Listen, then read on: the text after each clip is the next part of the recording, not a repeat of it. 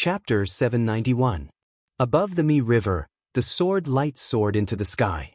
Knowing destiny burned his soul power, and the four swords collided with the four immortal slaying swords. The swords engraved in heaven and earth destroyed the heaven and earth, and the power of the immemorial celestial sword reappeared. The 8 swords collided with each other. There was a moment of silence, and then there was a scene of destruction. The 4 immortal swords of the immortal slaying swords were shattered. In the aftermath, the 4 swords fell silently and stabbed into the ground. The brilliance of the swords dimmed instantly. Above the immortal slaying sword and immortal trapping sword, the brilliance dimmed. Knowing destiny's sword of life was broken, and his star's soul cracked. The 4 swords that had accompanied knowing destiny throughout his life were all heavily damaged. In the sky, knowing destiny's soul power was almost completely burned out. He didn't have time to look back for one last time. The sword will around him dissipated, and his soul dissipated bit by bit. In this life he had tried his best. Below him, the ghostly woman in white armor slowly opened her eyes. Her eyes were empty and cold. At the boundary of life and death, the ghost girl who reversed reincarnation seemed to have her consciousness left in the abyss of death. There was no sign of life in her beautiful eyes. Feeling the change in the sky, the ghost girl raised her head and looked at the disappearing figure in the sky. After a moment of confusion, the figure flashed and came to the end of the sky. The obsession of thousands of reincarnations had already been deeply rooted in the soul. The ghost girl raised her hand, and the majestic life spiritual chi poured into the former's body. Yama, king of the underworld, the god in charge of the world of death, separated the yin and yang with the supreme power, and left knowing destiny's soul in the human world. At this moment, on the pleasure boat in the lake, a strange light shone. Millions of resentful spirits left the heavenly book and soared into the sky. You have been resurrected. It's time for knowing destiny Marquis to return what he promised us. He must die. Within the boundless resentment, twisted faces of hatred appeared and hovered in the sky. The resentment of millions of living beings, undying and indestructible, filled the entire world. Yin spirits. Above the void, the ghost girl's empty eyes looked at the resentment that filled the world. The majesty of the monarch of the world of death burst out, intimidating millions of resentful spirits. Insubordination, imprisonment for 100 years. While speaking, the ghost girl raised her right hand. Ghost chi spread and devoured all the resentful spirits in the sky. Ring ring. At this moment, a silver bell rang at the end of the world. 3 dragon corpses pulled the palanquin and arrived in front of the 2 in an instant. In the palanquin, a woman in a red wedding dress walked out. She wore a red veil that covered her beautiful face. The same aura, the same pressure, made it difficult for people to distinguish the real from the fake. Save him, the ghost girl said in a flat tone. The woman in the red wedding dress nodded and took the knowing destiny spiritual body to the front of the immortal divine tree. She flipped her hand and smashed the only immortal divine herb in the world. In an instant, boundless life origin energy overflowed, distorting heaven and earth. After a short while, ghostly flames filled the sky and forcefully merged the undying peach tree's life force with the knowing destiny spiritual body. The ghost flame burned, extreme yin gave birth to yang, and the phoenix origin recovered, crazily devouring the fire essence of heaven and earth. Outside the river, several true realm old monsters who had barely survived the heavenly punishment looked forward, exchanged glances, and charged forward without hesitation. Yen Di! The woman in the red wedding dress clenched her right hand, and a purple-gold divine sword appeared in the red light. The moment it appeared in her hand, a powerful sword pressure swept out. Yen Di moved, and the yellow springs appeared. Several true realm old monsters joined hands to block the attack. With a loud rumble, blood dyed the night sky. Yen Di's cultivation was immeasurable, and the 6 true realm old monsters were at a disadvantage. Without saying anything, the woman in the red wedding dress rushed forward again. Her sword cut open the yellow springs, and 3 heads flew up. Red blood spurted out, blurring everyone's vision. Retreat! The remaining 3 true realm old monsters' expressions changed drastically. They immediately wanted to retreat, but it was too late. The red light arrived, and Yen Di took their lives. Life and death were clear.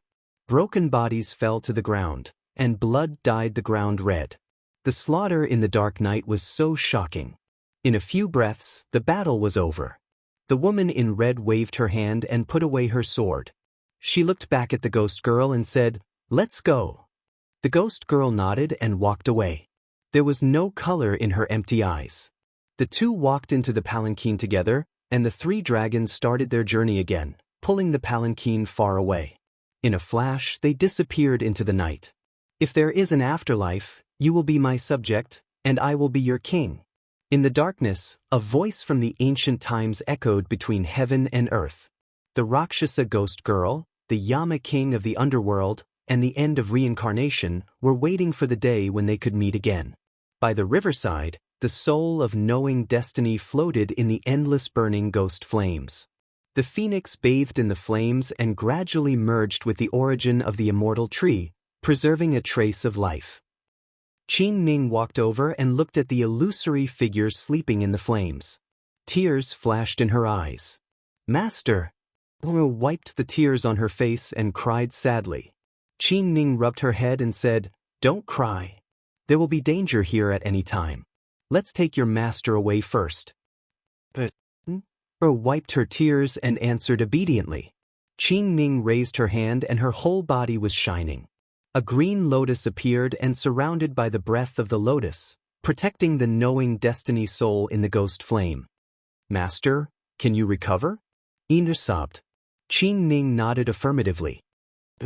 In the inner world, the northern plains was covered in snow. 100 years had passed. In the forbidden space of the heavenly music parlor, the sound of chains shaking could be heard. In front of the sound, the aura of a woman in a white dress kept rising. She shook off the chains on her shoulder blades. Mu Qingxue, the heavenly music parlor master, appeared and looked at the woman in front of her.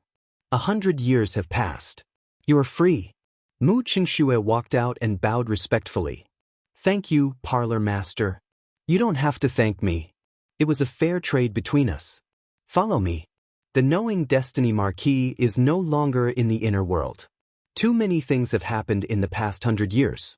You need to know before you leave, the heavenly music parlor master said calmly. Mu Qingxue nodded and followed her. In the mountain pavilion, the heavenly music parlor master walked over with Mu Qingxue. The disciples of the heavenly music parlor made way for them. Some of the new disciples looked at the woman in white behind the parlor master strangely. Who was this person? Why had they never seen her before? Qing. The heavenly music parlor master looked at the woman in front of the disciples and said, "Master." Wu Qingying walked up and bowed respectfully. "Tell her what happened in the past 100 years and the situation of the knowing destiny Marquis," the heavenly music parlor master said calmly. "Yes." Wu Qingying accepted the order.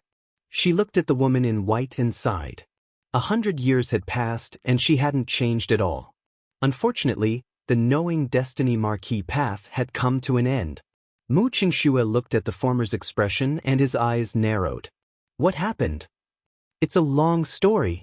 Wu Qingying sighed. "Although I don't know where the knowing destiny Marquis is now, his lifespan has definitely come to an end." Mu Qingxue's body trembled.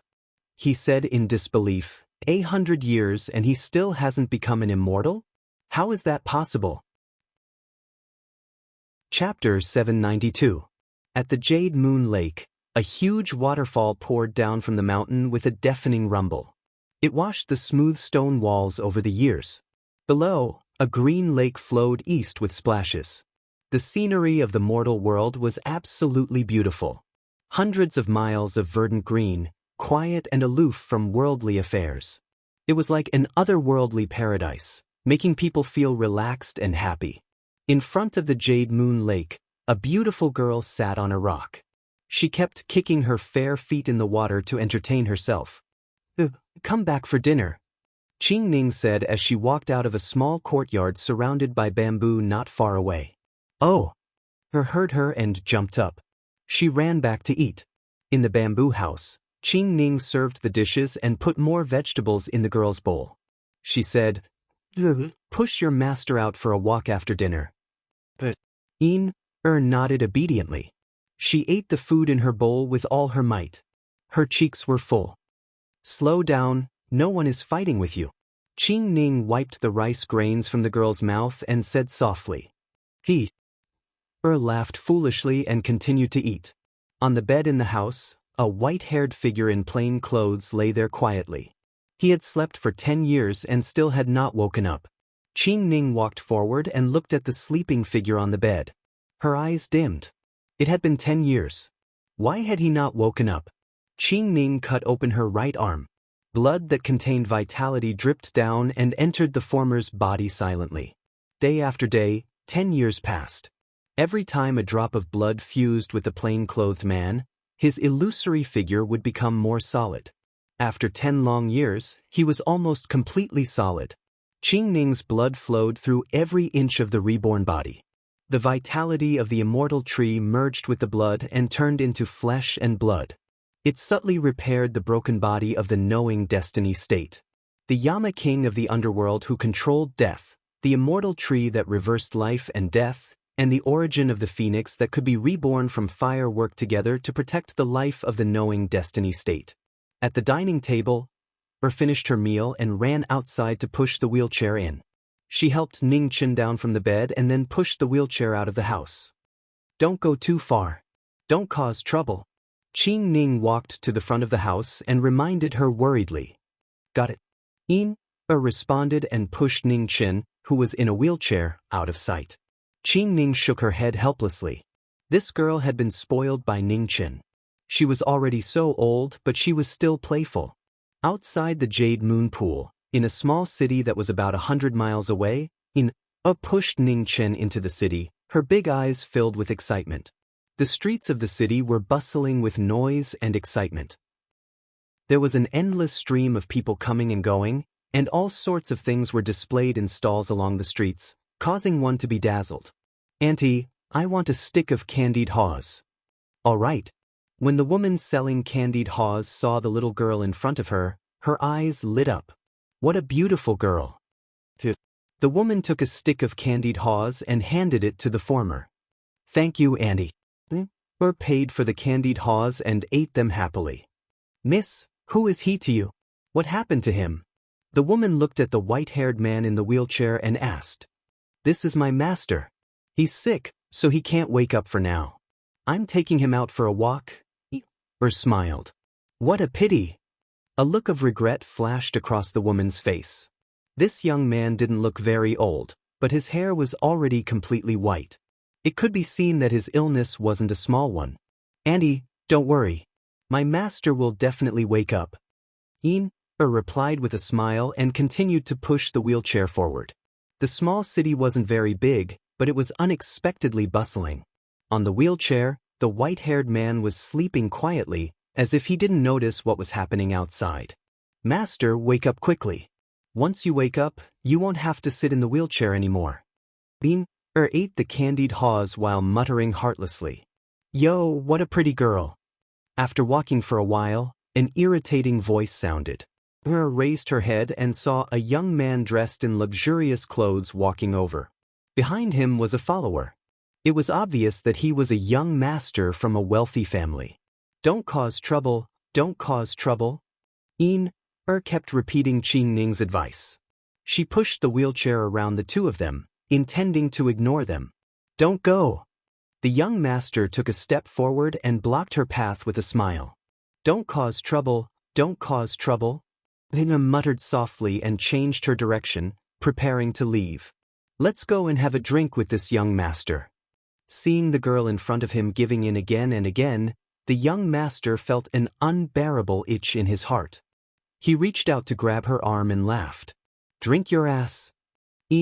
Finally couldn't hold it in anymore and slapped him. With a bang, the young master in front of her was sent flying a few steps away.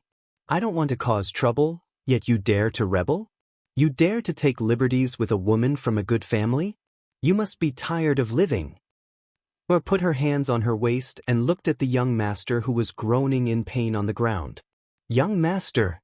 The young master, who was scared silly, came back to his senses and quickly ran forward to help the young master up. He asked anxiously, "Young master, are you all right? If you don't want to get beaten up again, get lost. Don't block my way." Since she had already caused trouble, In-er didn't care anymore. She let go of her courage and shouted angrily, "Just you wait."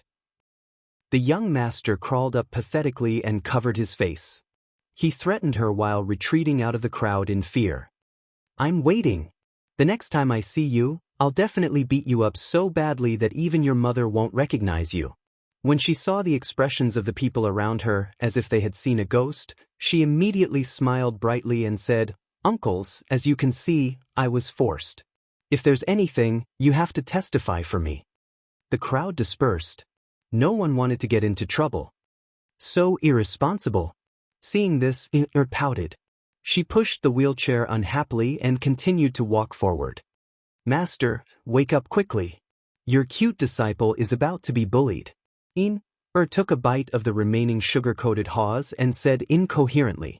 Not far away, a man who was dressed differently stared at the girl in front of him. A dangerous aura constantly flashed in his eyes. Such a good furnace was really rare in the world. "Have you taken a fancy to that girl?" Beside the man, a woman dressed seductively asked. "A good furnace cannot be wasted," the man said gloomily. "It's best if we don't act rashly. Before completing the mission the Saintess gave us, we cannot reveal our identities," said the woman. "No problem, it's just a girl. I'll leave the man in the wheelchair to you. Although he's a sickly person, it's better than nothing," said the man. The woman thought for a moment and nodded. Although that girl had some cultivation, as long as they did it cleanly, no one would be able to find out. "Boss, give me 2 buns." In front of a bun stall, In-er stopped and bought 2 steaming buns. She then ate as she walked. "Uncle, cut me a plum blossom cake." In front of a pastry stall, In-er bought a plum blossom cake and then continued to walk around. "Aunt, I want a bowl of tofu pudding." For an entire day, In-er walked around the city. Her little mouth did not stop for even a moment. She bought whatever she saw. She walked around for an entire day and ate for an entire day. At dusk, reluctantly looked at the streets that she had not finished walking around. She turned around and walked back the way she came. She definitely had to find a chance to come again. Next time, she would try to get more money from Sister Qing Ning. Outside the city, In-er pushed Ning Chen out. After walking for a short while, she felt that something was off. In-er turned around and looked around. She coldly said, "Come out. Don't hide anymore." "Little girl, you're not simple. You noticed so quickly." A man and woman walked out. The man was gloomy and sinister, while the woman was seductive. Their auras were mixed, and they didn't look like righteous people. "Why are you following me?" asked In-er unhappily. "What an impolite girl. It seems I'll have to properly teach you a lesson," sneered the seductive woman. "Leave this girl to me." "You take away that man," said the man coldly. "Oh, you don't even have him yet? All right, I won't disturb you." The seductive woman's figure flashed, and she reached out to grab the man in the wheelchair. Seeing that, In-er was furious. She stepped in front of the wheelchair and extended her hand to block the woman's palm. With a prung sound, the 2's palms collided. Vigorous true yuan exploded, and the charming woman's figure was pushed back a few steps. Her expression became serious. She had underestimated this little girl. "Be careful. She's a tough one," said the woman. "Yes." The man nodded and stamped his foot. He instantly rushed forward and raised his hand to grab In-er's shoulder. In-er's figure flashed, and a scarlet sword came out of its sheath. She moved, and sword light shot out. Not far away, the seductive woman rushed forward to assist the man. After several exchanges, the shockwaves shook the area. In-er was worried about Ning Chen behind her, and her attacks were severely restricted. It was difficult for her to gain the upper hand. In the deadlock, the 3 of them constantly crossed each other. Dust and sand flew everywhere, and the ground cracked. Seeing that it was difficult to control In, the seductive woman looked at the man in the wheelchair in front of her. She thought of something and reminded the man. Her figure flashed and she rushed forward. Sensing the woman's goal, was furious. She changed the direction of her sword and stabbed it toward the woman. "Your opponent is me." The man blocked in front of her. He flipped his palm and blocked the sword light. With a bang, the battle broke apart. Between the two of them, the earth rumbled and cracked open. "Let's go." The seductive woman grabbed the man in the wheelchair. She didn't continue fighting and quickly left. "If you want to save him, then come with us." The man sneered and sent out another palm strike. He quickly followed. Was furious. She scattered the palm strike with her sword. Her figure flashed, and she chased after them recklessly. As the sun gradually set, the three of them flashed and disappeared in the blink of an eye. In front of the jade moon pool, Qing Ning, who had been waiting for the two of them to return, saw that the sky was gradually darkening. The two of them still hadn't replied, and she felt increasingly uneasy. After waiting for a while longer, Qing Ning's mood gradually sank. She didn't wait any longer and rushed in the direction had gone. Not far from the small city, where the three of them were fighting, Qing Ning rushed over. When she saw the empty wheelchair, her pupils shrank. Something had happened. She could vaguely sense the remnant aura. Qing Ning looked to the west. She didn't dare hesitate and immediately chased after them. Chapter 793. The cold night was dotted with stars. Under the moonlight, three figures quickly flew past, disappearing into the night. Behind them, his speed was growing faster and faster, flames of fury surging from her eyes. After chasing for 300 miles, a dilapidated temple appeared in front of them. The two of them rushed in and disappeared. Chased after them, but as soon as she entered the temple, she felt the world around her change. White mist filled the air, blocking her path. At the same time, a faint light filled the air above the temple. Black arrows fell from the sky, each of them dripping with poison. Her sensed this and raised her red sword. Immediately, red light blossomed and sword chi filled the sky, blocking the black arrows. After the arrow rain, a palm energy tore through the air. It was unknown where it had come from within the white mist. Waved her sword and scattered the palm energy. She took a step forward. The white mist grew thicker and thicker, and they couldn't find its end. A strange formation had sealed off the exit, making it difficult for them to leave. Within the formation, the seductive woman sneered. This was a formation unique to Ingui sect. As long as it didn't see sunlight, the mist would never disappear. One night was enough for them to exhaust this woman's strength and capture her without a fight. Right at this moment, above the ruined temple, a green lotus bloomed, and a green divine spear pierced through the air. With a loud bang, it dispersed the mist that filled the sky. Corporeal realm. The two of them were startled. Up in the sky, a beautiful green figure descended from the sky. Her eyes were filled with killing intent as she approached. The two of them received the attack. With a violent tremor, they were both sent flying. Sister Qing Ning, Master is in their hands. Seeing who it was, her shouted anxiously. Yes. Qing Ning nodded and walked forward step by step.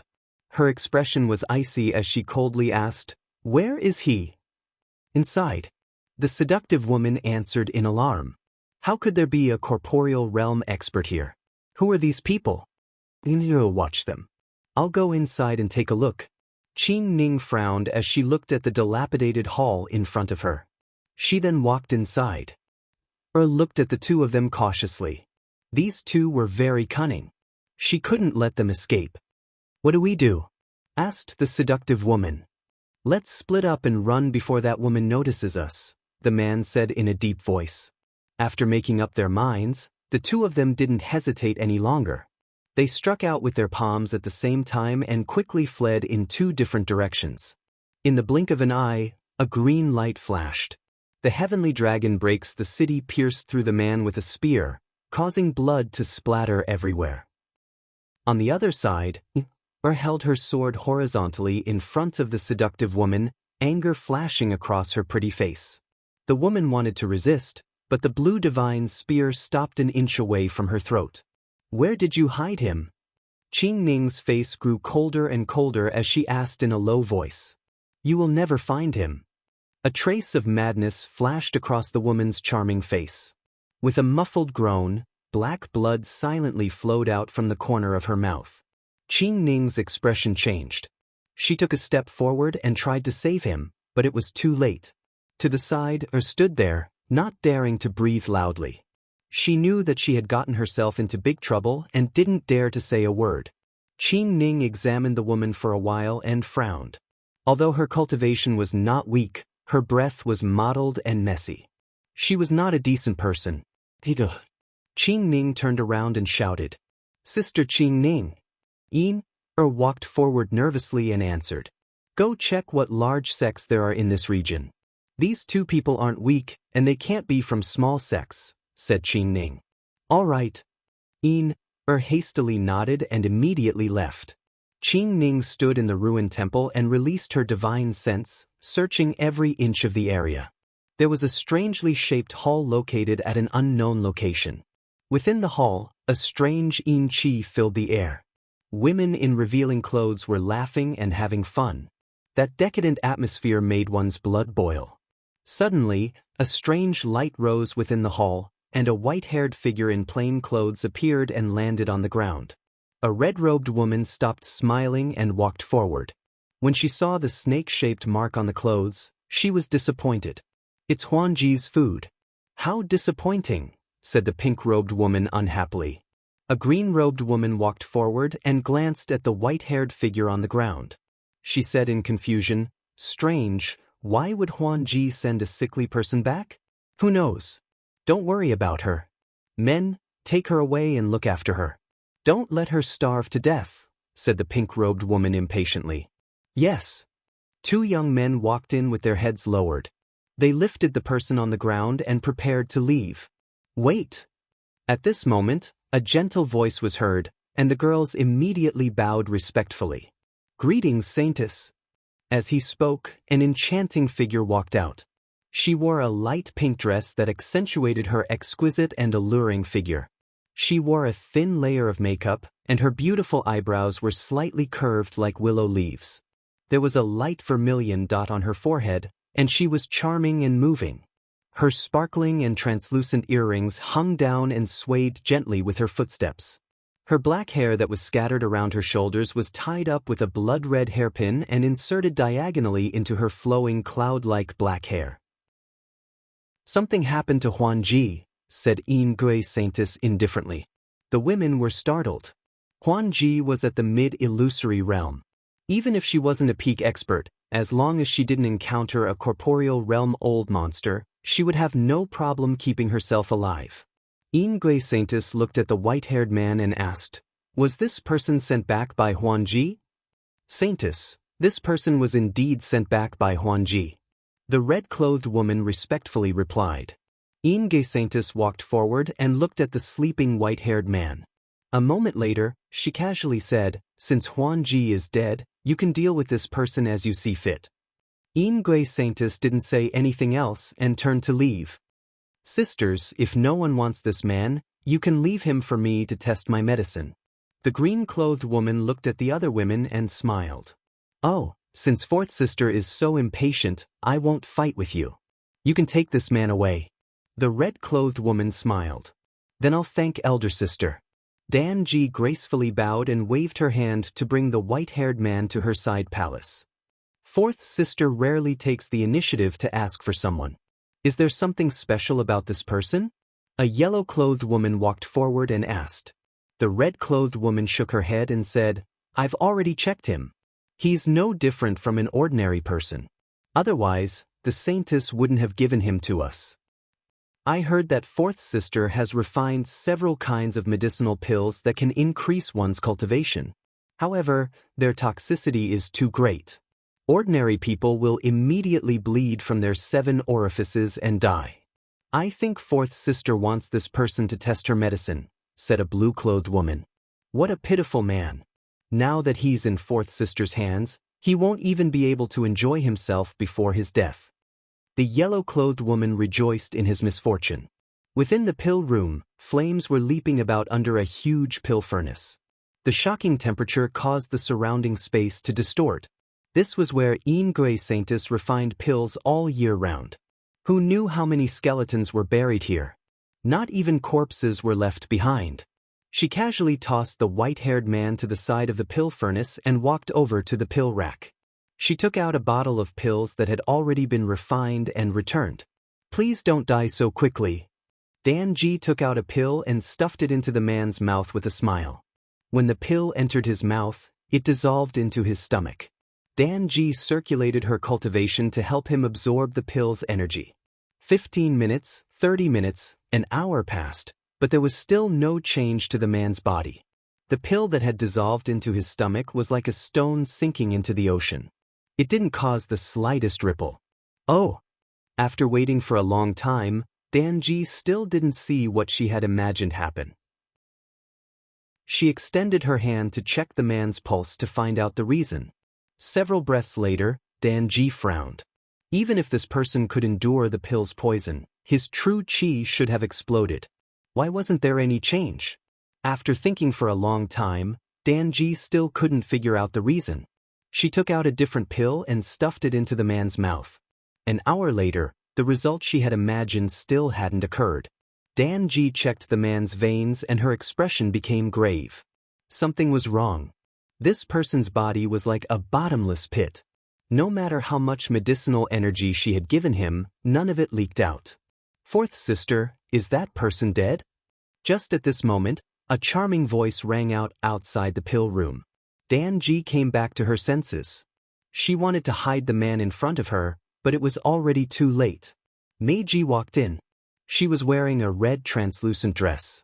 Her beautiful face had an enchanting smile that made people not dare to look directly at her. Big sister. Danji stood up and bowed. We're sisters. There's no need to be so polite. Meiji smiled and nodded. She looked at the white-haired man in front of the pill furnace and her smile gradually changed. It seems you've already tested the pill. Next to the white-haired man were 2 open pill bottles that explained what had happened. Meiji maintained her smile and said, I didn't think you'd really find a treasure. Danji's smile faded and she bowed seriously.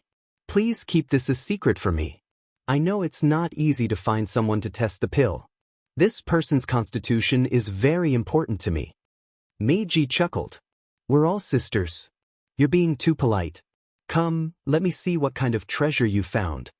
While speaking, Meiji walked forward and checked the man's veins. A moment later, she was surprised. He wasn't poisoned and she didn't feel any changes in his body. It was really strange. Did little sister really feed him pills? Meiji raised her head and asked in surprise. Danji nodded and said softly, a heaven-equalizing pill and a supreme transformation pill. Hearing this, Meiji was even more surprised. She knew that fourth sister had refined these 2 pills. One could allow a mortal to directly enter the Xiantian realm, while the other could allow a powerhouse of the 3rd calamity to directly enter the Great Circle realm. However, the side effects of these 2 pills were equally shocking. After taking them, one would definitely die within an hour.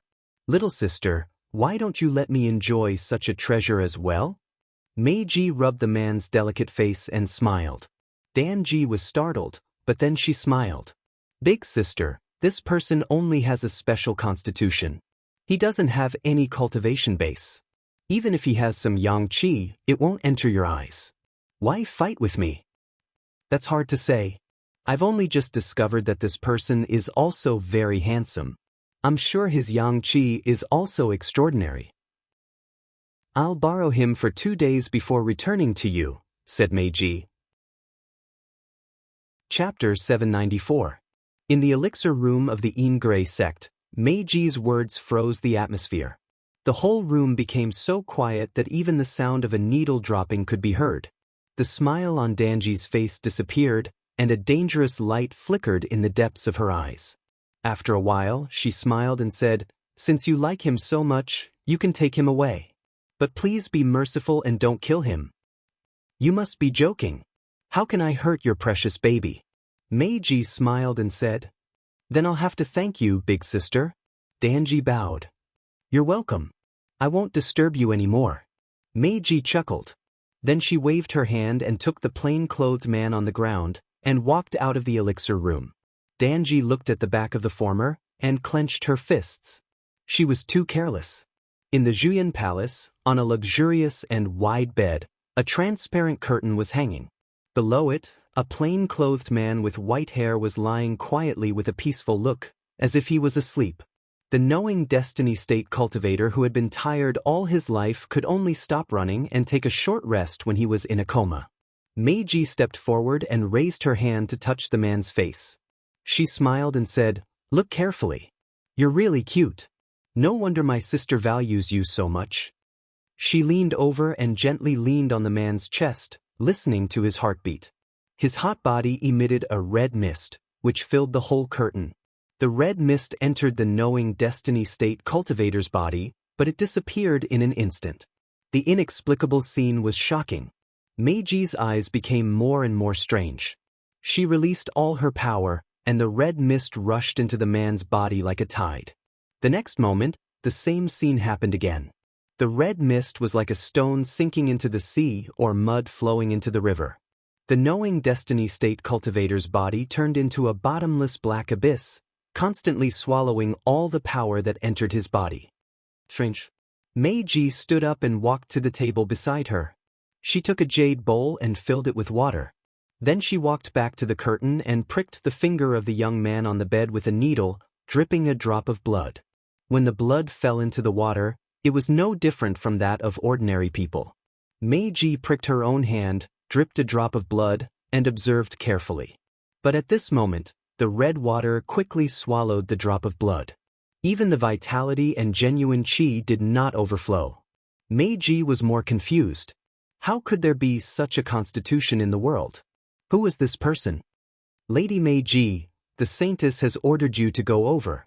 Right at this moment, a maid outside the Jian Palace spoke respectfully. Hearing this, Meiji frowned and said, "I know. You can leave first." The maid accepted the order, turned around and left. Before the curtain, Meiji thought for a moment, and then she waved her hand to set up a restriction. After that, she strode out of the hall. In the Ingray sacred palace, a woman in a light pink dress stood quietly. Her black hair was like a waterfall, and her face was beautiful and enchanting. She was the strongest person in the Ingray sect other than the sect master. The combination of charm and authority made people not dare to look at her directly. "Greetings, saintess." Meiji walked over and bowed. "We need people to investigate Huanji's death." "You'll be in charge of this," said Ingray saintess. "Yes." Meiji accepted the order. Also, Ingray saintess narrowed her eyes and said, "The marriage between my Ingray sect and Heaven Mending Pavilion, who do you think is suitable?" Meiji was shocked. She lowered her head and said, "This subordinate doesn't know." "It doesn't matter. Just say it," said Ingray saintess indifferently. Meiji hesitated for a moment and said, "The people my sect sends to Heaven Mending Pavilion must be virgins. Right now, only 4th sister and 7th sister meet the requirements. 7th sister has an unruly personality and is not suitable for marriage. However, 4th sister is the only person in my sect who is good at alchemy. The gains do not make up for the losses." Ingray saintess nodded and said, "Let Danji prepare. 1 month later, Heaven Mending Pavilion will come to pick them up." Meiji's body shook again. She respectfully accepted the order and left with a complicated expression. In the pill room, Meiji paced back and forth for a long time. In the end, she softly sighed and walked in. In front of the pill furnace, the green-clothed woman sat quietly. Seeing the figure walking in, her eyes flashed with confusion, and she said, "Why did Big Sister come back?" "I've come to talk to you about something," said Meiji as she walked forward. "Something happened to that person?" Danji frowned and said, "No, that man is fine." Meiji sat down next to the former and said, "It's another matter. Big Sister, why are you hemming and hawing today?" "This isn't like Big Sister," Danji said doubtfully. Meiji was silent. Soon after, she softly sighed and said, "Saintess just called me over. She wanted me to tell you that she has already decided to send you to the marriage alliance between Heaven Mending Pavilion and our Ingui sect." Hearing this, Danji's body trembled. After a moment, she calmed down and said with a smile, I know. Thank you, big sister, for coming to tell me. Meiji sighed again and said, Little sister, prepare yourself. 1 month later, Heaven Mending Pavilion will come to pick you up. Danji forced a smile and nodded, saying, Big sister, little sister will leave in a month. Before that, can you let that person test little sister's medicine? After a month, that person will be big sister's. Meiji nodded. This time, she did not argue. Thank you, big sister. Danji stood up and bowed, softly thanking her. Meiji shook her head and did not say anything else. She stood up and left. Following Meiji's departure, the pill room became quiet. Danji stared blankly at the furnace in front of her. Tears unconsciously flowed from her eyes. Why was it that women's fates could never be controlled by themselves? Within Ingui Sacred Hall, Ingui Saintess walked to the back of the hall and knelt down, saying, Master, has the matter of the marriage been arranged? A woman's voice rang out from the darkness. Ingui Saintess nodded, saying, Danji is the most suitable person. It's just a pity. It's fine. You can find someone skilled in alchemy, but the matter of the marriage with Heaven Mending Pavilion cannot be delayed. This concerns the future of my Ingui sect. You have to pay close attention to this matter. You can't make any mistakes. Disciple understands. Master, there's one more thing you need to know, said Ingui Saintess seriously. Speak, said the woman. Huanji is dead.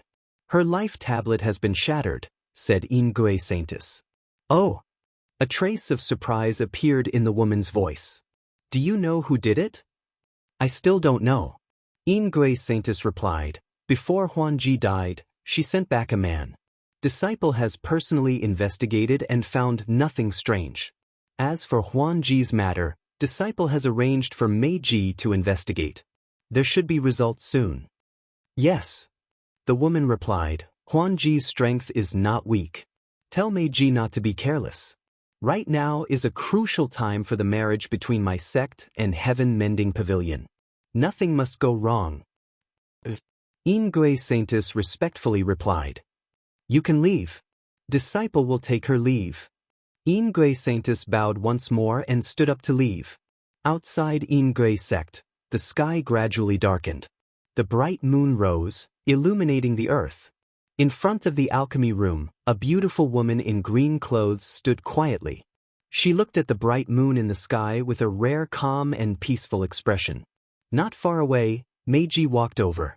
Looking at her, she softly said, Little sister, are you still not going to rest? I can't sleep. Danji came back to her senses and smiled. Still thinking about the marriage? Asked Meiji. Danji shook her head, saying, Little sister is just thinking, what are we fighting for in this life? If we don't fight, what can we do? Meiji's eyes flashed with emotion, saying, If we fight, we can still feel the value of our lives. If we don't fight, we really have nothing. Fourth sister, Heaven Mending Pavilion is not like Ingui sect. Although we don't usually get along, no one really wants to harm each other's lives. However, once you go to Heaven Mending Pavilion, fourth sister really needs to be careful.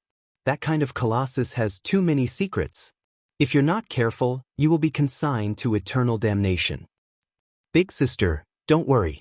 Little sister will be careful. Danji softly replied. Meiji looked at the alchemy room behind her, saying, That man is too strange. Little sister, you also need to be careful. If there are signs of him waking up, you must control him in advance. Danji once again replied. Fourth sister. Meiji looked at the woman beside her and lightly sighed, saying, Don't think too much. In this world, us women's fates are very difficult to control. The more we struggle, the more we will be hurt. Do you understand what big sister means? Big sister, don't worry. I won't do anything stupid. Danji softly replied. It's good that you can get over it. Meiji nodded. After saying what needed to be said, the atmosphere between the two of them became quiet once more. Meiji also didn't say anything else. After a moment, she quietly left, allowing Danji to calm down by herself. The night gradually passed. Danji stood outside the alchemy room for the entire night, not moving at all. No one knew what she was thinking. Just as the sun was about to rise in the eastern horizon, Danji returned to her senses and turned to walk into the alchemy room. With a ripping sound, a white cloth wrapped around the man in front of the pill furnace. Danji put away the 70% pills on the pill shelf, then carried the man on her back and walked out of the alchemy room. Night approached, but dawn had yet to arrive. In the darkest quarter of an hour, a green streak of light streaked through embark sect.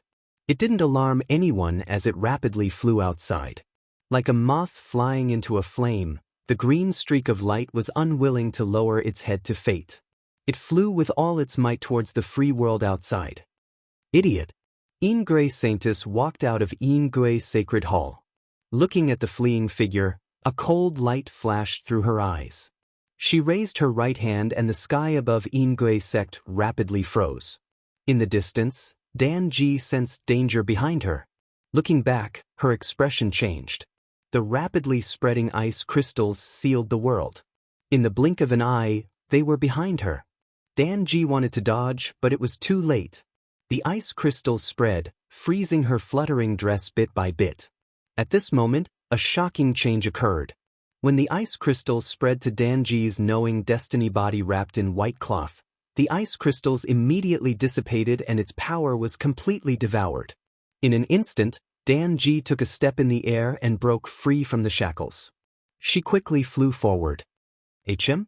In front of the sacred hall, Embark Saintess narrowed her eyes slightly. The person on Danji's back was the man from before? Meiji, Qinji, Genji, go and bring Danji back, Embark Saintess said. Yes. In the 3 halls, the 3 Embark Saintesses received the order. They took a step and flew into the distance. Chapter 795. The darkness of dawn shrouded the world as a green light flashed by. Danji, who had escaped from embark sect, kept moving east to avoid the pursuit of the other embark heavenly concubines. Embark sect's 9 heavenly concubines each had their own strengths. Although Danji was ranked 4th, she was good at alchemy and not martial arts. Her strength was relatively low among the 9 heavenly concubines.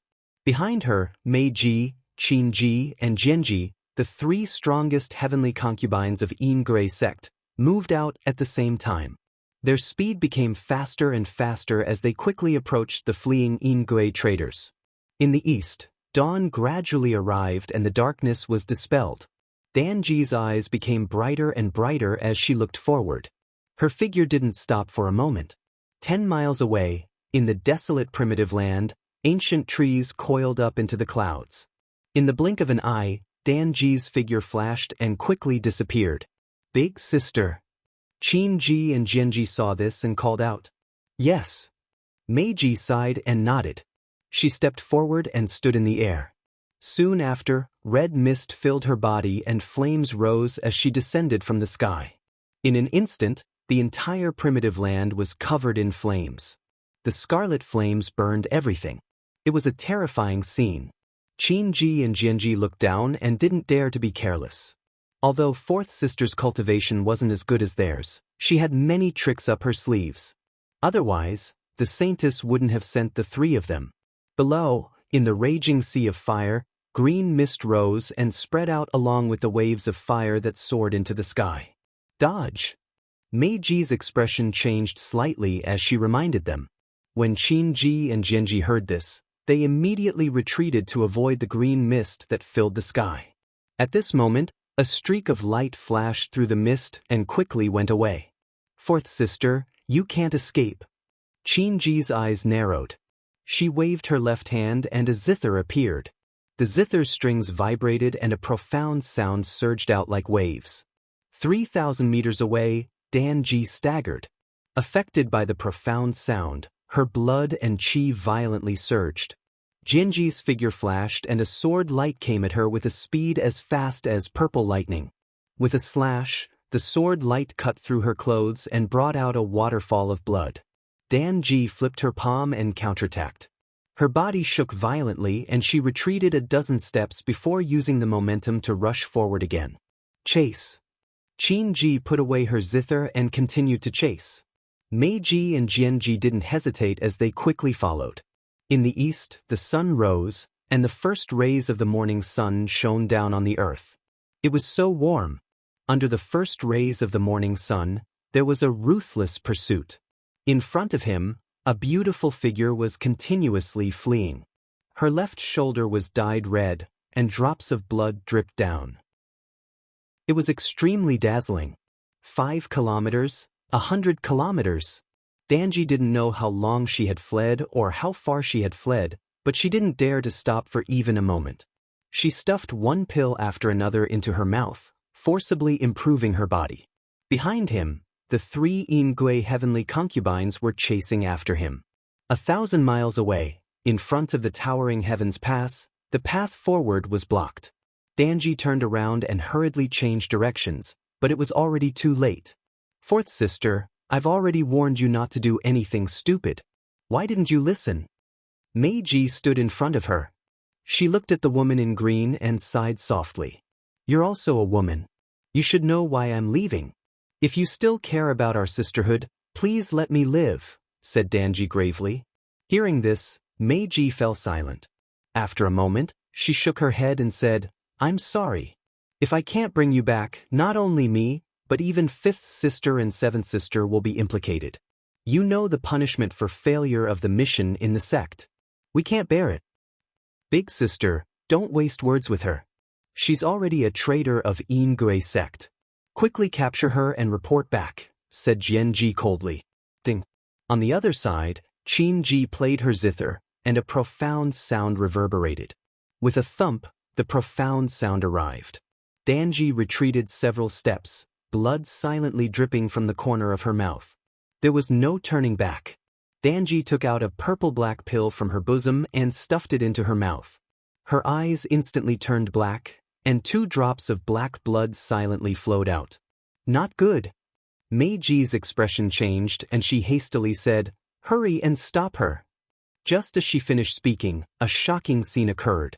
Around Danji's body, black chi kept roaring and swallowing the heavens and earth. Within 100 miles, all the flowers and trees withered, and all life was extinguished. Jian-ji and Qin-ji retreated several steps from the impact. Their faces were filled with shock. Not daring to delay any longer, Jian-ji's figure flashed, and the long sword in her hand turned into a thunderbolt. The sword's momentum was shocking, and it broke through the void. Danji looked over, and her bloodshot eyes were cold. She raised her hand and directly grabbed the sword's edge. Then, with a thump, her palm imprinted on the former's chest. A pool of blood splashed out, and Jian-ji's body flew back. She staggered several steps and vomited a mouthful of blood, dyeing the ground red. Qin-ji's expression changed. Her right hand pulled the zither's 7 strings, and a torrent of undercurrents surged. The shocking power destroyed the ground, and the dust was like an ocean. As the profound sound approached, Danji did not dodge. She took the heavy blow and stepped forward. Her left hand that was covered in blood grabbed the zither, and her right hand clenched into a palm. Qin-ji raised her hand to block the palm, but she felt an unshakable power. Her body flew back and smashed into the ground. In a short breath's time, the 2 heavenly concubines were heavily injured, and their bodies were covered in blood. Fourth sister, why do you have to do this? As she sighed helplessly, Mei-ji had unknowingly arrived behind her. Her palm imprinted on the former's shoulder. Ugh! With a groan, Danji staggered, and black blood flowed out from her mouth. Without saying a word, she dashed out and countered with a palm strike. Mei-ji grabbed the former's arm, and her other hand clenched onto the former's chest. With a thump, blood splattered everywhere. At such a close distance, Danji's eyes glowed with black brilliance. The black blood in the wound on her chest turned into strange threads and wrapped around the woman's body.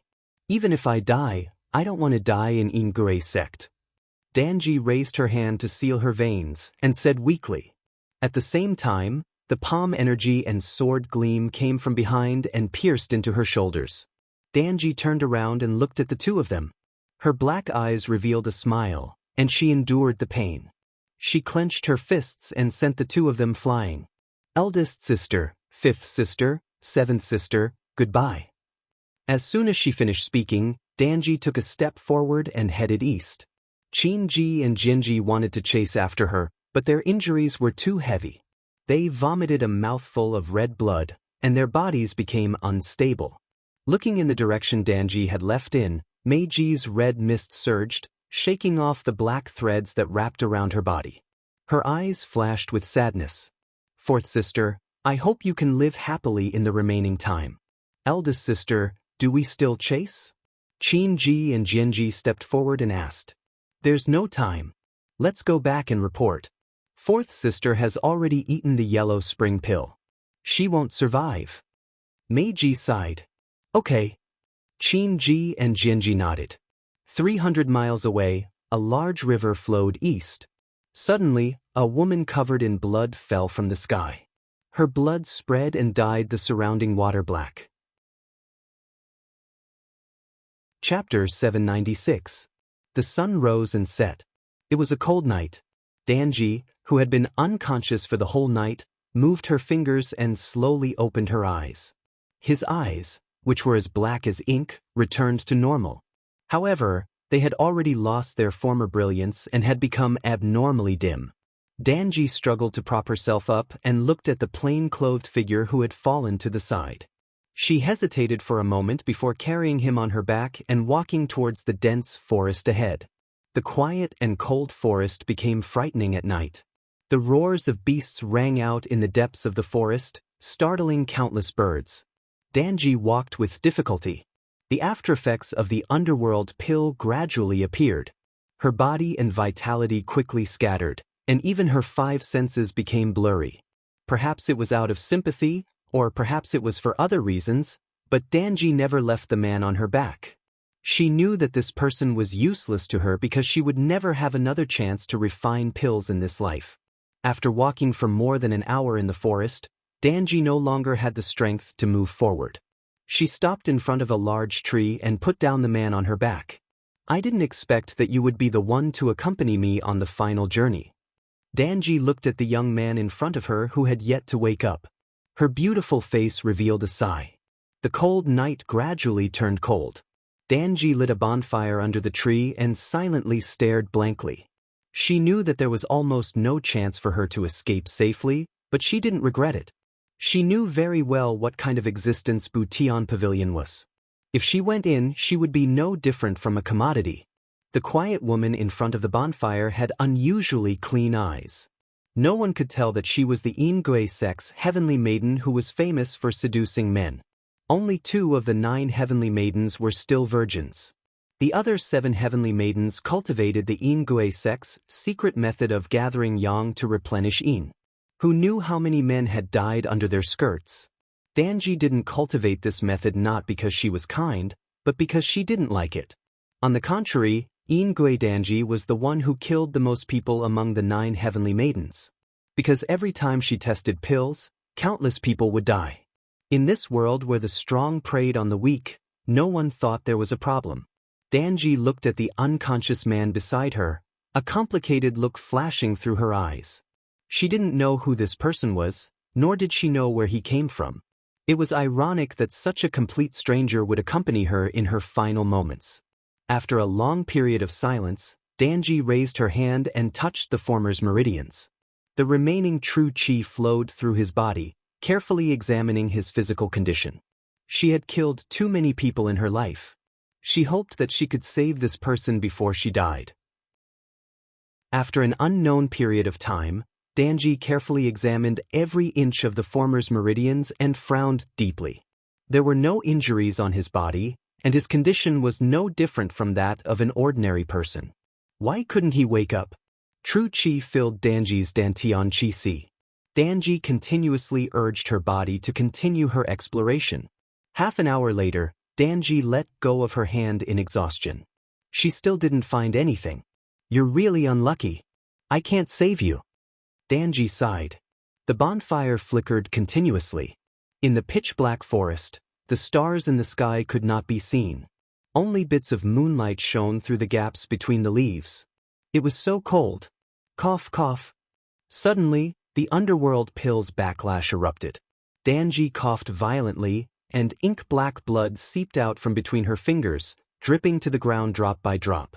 Danji took out a medicinal pill and stuffed it into her mouth.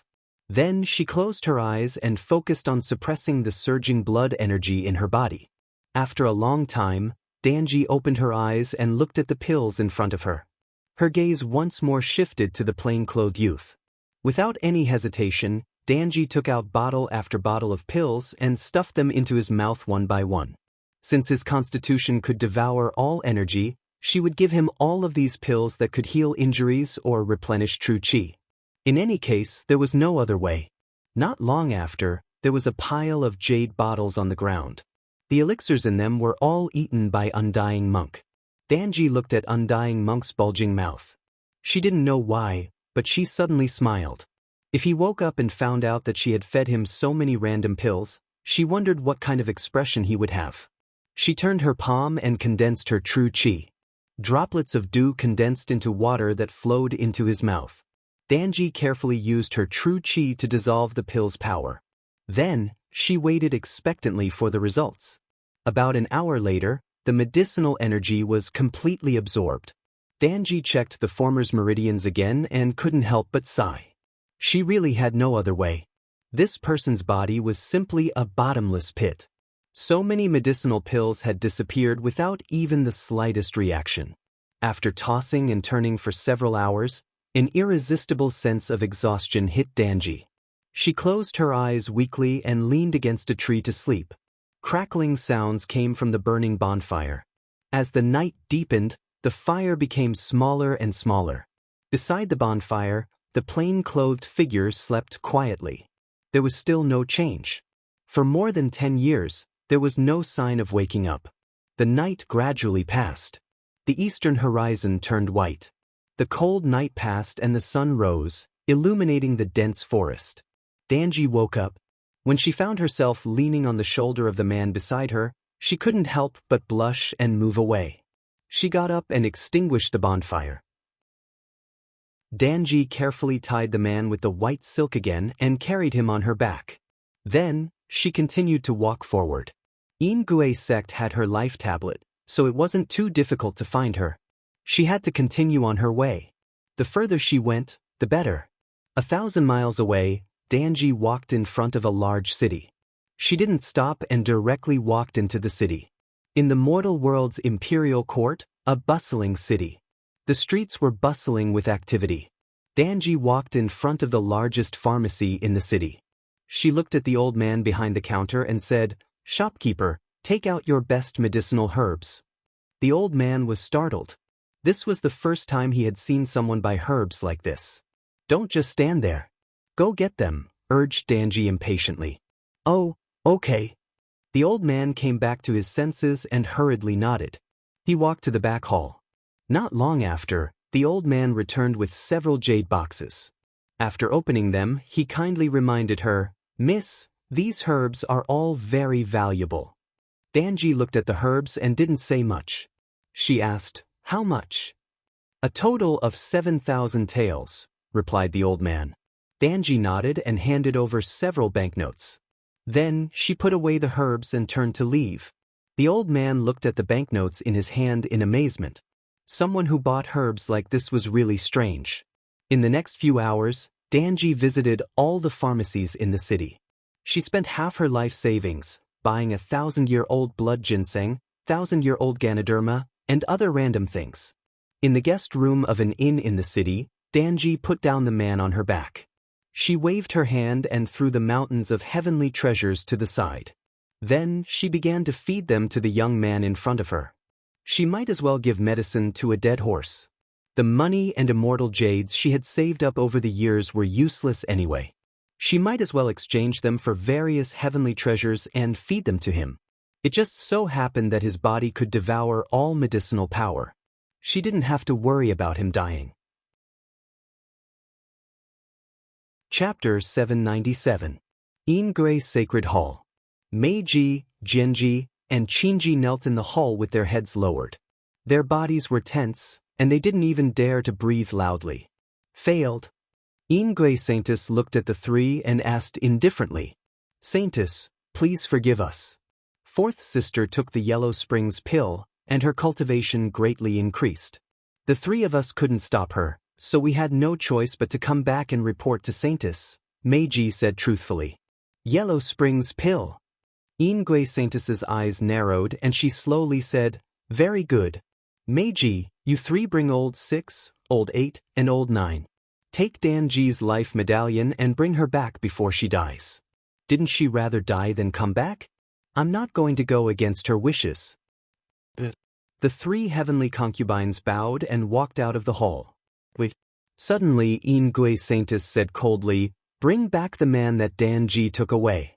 The three of them respectfully replied and walked out of the hall. Not long after the three of them left, the void in the hall began to churn, and from the ripples, an illusory figure appeared. His young face carried an unruly coldness as he said, Ingujin, where is the heavenly maiden that your Ingwe sect promised to send to my heaven-mending pavilion? Shouldn't you let me see her? Ingwe Saintus smiled and said, I'm truly sorry. That heavenly maiden betrayed Ingwe sect not long ago. I've already sent people to kill her. Brother Chi, don't worry. I'll quickly arrange for a new heavenly maiden. I definitely won't disappoint Brother Chi. Escaped? In the void, the young illusory figure revealed a cold expression and said, is marrying into my heaven-mending pavilion an insult to her? I'd like to see what's so special about this heavenly maiden. Where is she now?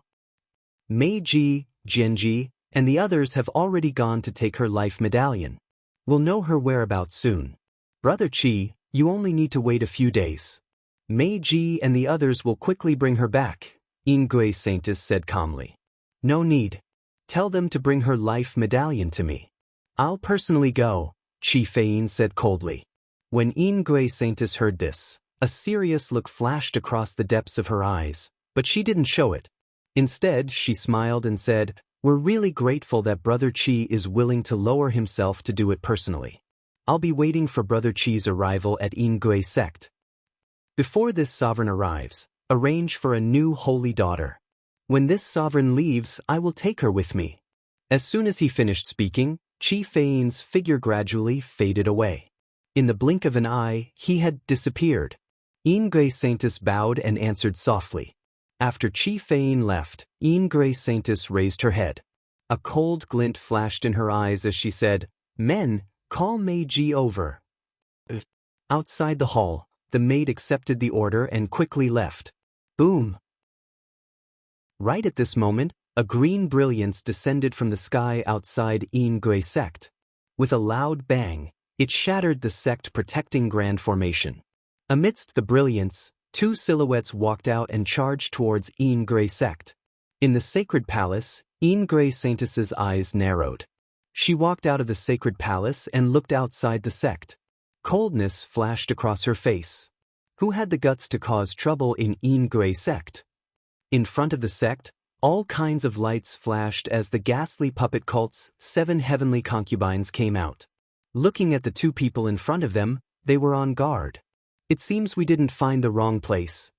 Seeing the 7 people, killing intent flashed in Qing Ning's eyes. The auras of these 7 people were almost exactly the same as that woman's. Ingwe sect was truly a loathsome sect. Hand over my master, you bad women. Mer put her hands on her hips and angrily glared at the 7 of them. Oh, which family's little girl is this? She's really pretty. Why don't you join our Ingwe sect? I guarantee you'll be able to enjoy endless happiness every day. Meiji covered her mouth and laughed. Bah, I came here to destroy your filthy sect so you won't have a place to harm others. Angrily said. Truly a little girl who doesn't know the immensity of heaven and earth. As they spoke, a light pink figure walked over from the distance. Her black hair fluttered in the wind and a powerful aura circulated, causing the surrounding heaven and earth to shake. Saintus! The 7 heavenly concubines all bowed respectfully. Peak corporeal realm. Seeing the woman walk over, Qing Ning's expression froze. The true leader had finally appeared. Capture them. Ingwe Saintus said indifferently. Yes. The 7 heavenly concubines accepted the order and rushed out, surrounding the two of them. Retreat behind me. Qing Ning softly said. Oh. Obediently ran behind Qing Ning. Qing Ning's right hand clenched, and a divine spear filled with lotus aura appeared. A powerful Buddhist aura circulated around it as if it had a life of its own. No one dared to underestimate it. The 7 Ingui saintesses all moved, and their true qi surged as they attacked the two of them. 3 realms of crossing the world, Bodhisakya, 10,000 devil repentance. The divine spear swept out, and Qing Ning's Buddhist aura flourished. Clear Saint Four Sword, and her corporeal realm cultivation combined with Buddhist devil-slaying art surged out. The 7 heavenly concubines felt an irresistible saint force attack them, and their bodies were immediately suppressed and sent flying. Ugh! With a muffled groan, the 7 of them staggered and fell to the ground, vomiting blood. Buddhist people? Saintess narrowed her eyes, and her figure flickered as she personally attacked. Qing Ning turned her palm to block the attack, and lotus aura coiled around her body. With a bang, she forcefully resisted the attack. My Ingui sect has never had anything to do with Buddhism. Are your actions today a declaration of war? Ingui Saintess coldly asked the person in front of her. I'm here to bring back the white-haired youth you captured. It has nothing to do with anyone else, Qing Ning replied coldly as she waved her spear to shake off the battle. So you're the one who killed Huanji. Just in time to save me the trouble of sending people to find you. Ingui Saintess said, and her slender hand turned into a deadly claw that grabbed the woman in front of her. The divine spear swept out, and Qing Ning did not retreat even half a step. Qing Ning held her spear and fought against a peak corporeal realm expert. After exchanging a few moves, the heavens fell and the earth fell. 100 years later, the younger generation was no longer inferior to the older generation, and their cultivations were shocking. The peak corporeal realm expert was one step away from the true realm, and she could see the truth of heaven and earth. Ingui Saintess's moves were boundless, shaking the heavens and the earth. On the other hand, Qing Ning had a divine spear forged from pure sky lotus breath in her hand. Her body was like a dragon that could break through cities. Lotus flowers' sacred art, merciful arc of salvation. They were in a stalemate. Qing Ning raised her body to its fullest and performed the supreme technique of Buddhism. Suddenly, lotus flowers shone in all directions and the light of Buddha shone on the world. Above the void, green lotuses grew on their own. As the flowers bloomed and fell, the holy power of Buddhism dispelled all evil, slaying evil and saving the world. Seeing this, Ingui Saintess's eyes narrowed. She used her Ingui secret technique, and a dim light shone brightly to block the Buddhist power. In an extreme collision, Buddhist holy power and Yin Qi devoured each other. With a loud tremor, the battle was split apart, and it was still difficult to determine who had the upper hand. Ingui Saintess suppressed her killing intent and said, "Miss, your strength is not ordinary. May I ask which sect you come from?" "West Jade Mountain," Qing Ning said calmly. Ingui Saintess frowned slightly. West Jade Mountain was a sect she had never heard of. Logically speaking, such an expert shouldn't be unknown. The person you are looking for is not in my Ingui sect. Not long ago, he was taken away by a traitor. Please return, Ingui Saintess said indifferently. You're lying. Shouted from behind. Do I need to lie to you? Ingui Saintess sneered and said, believe it or not, but I'm warning you. Ingui sect is not a place you can barge into. If you cause trouble again, don't blame me for being ruthless. Hu was about to speak, but was stopped by Qing Ning. She glanced at Ingui sect in front of her, and a trace of seriousness flashed through her eyes. Let's go. Qing Ning said softly and turned to leave. Was startled. She didn't understand, but she recovered and hurriedly followed. Seeing the two leave, Ingui Saintess's gaze shifted to the 7 heavenly concubines and said, Go get Danji's life tablet.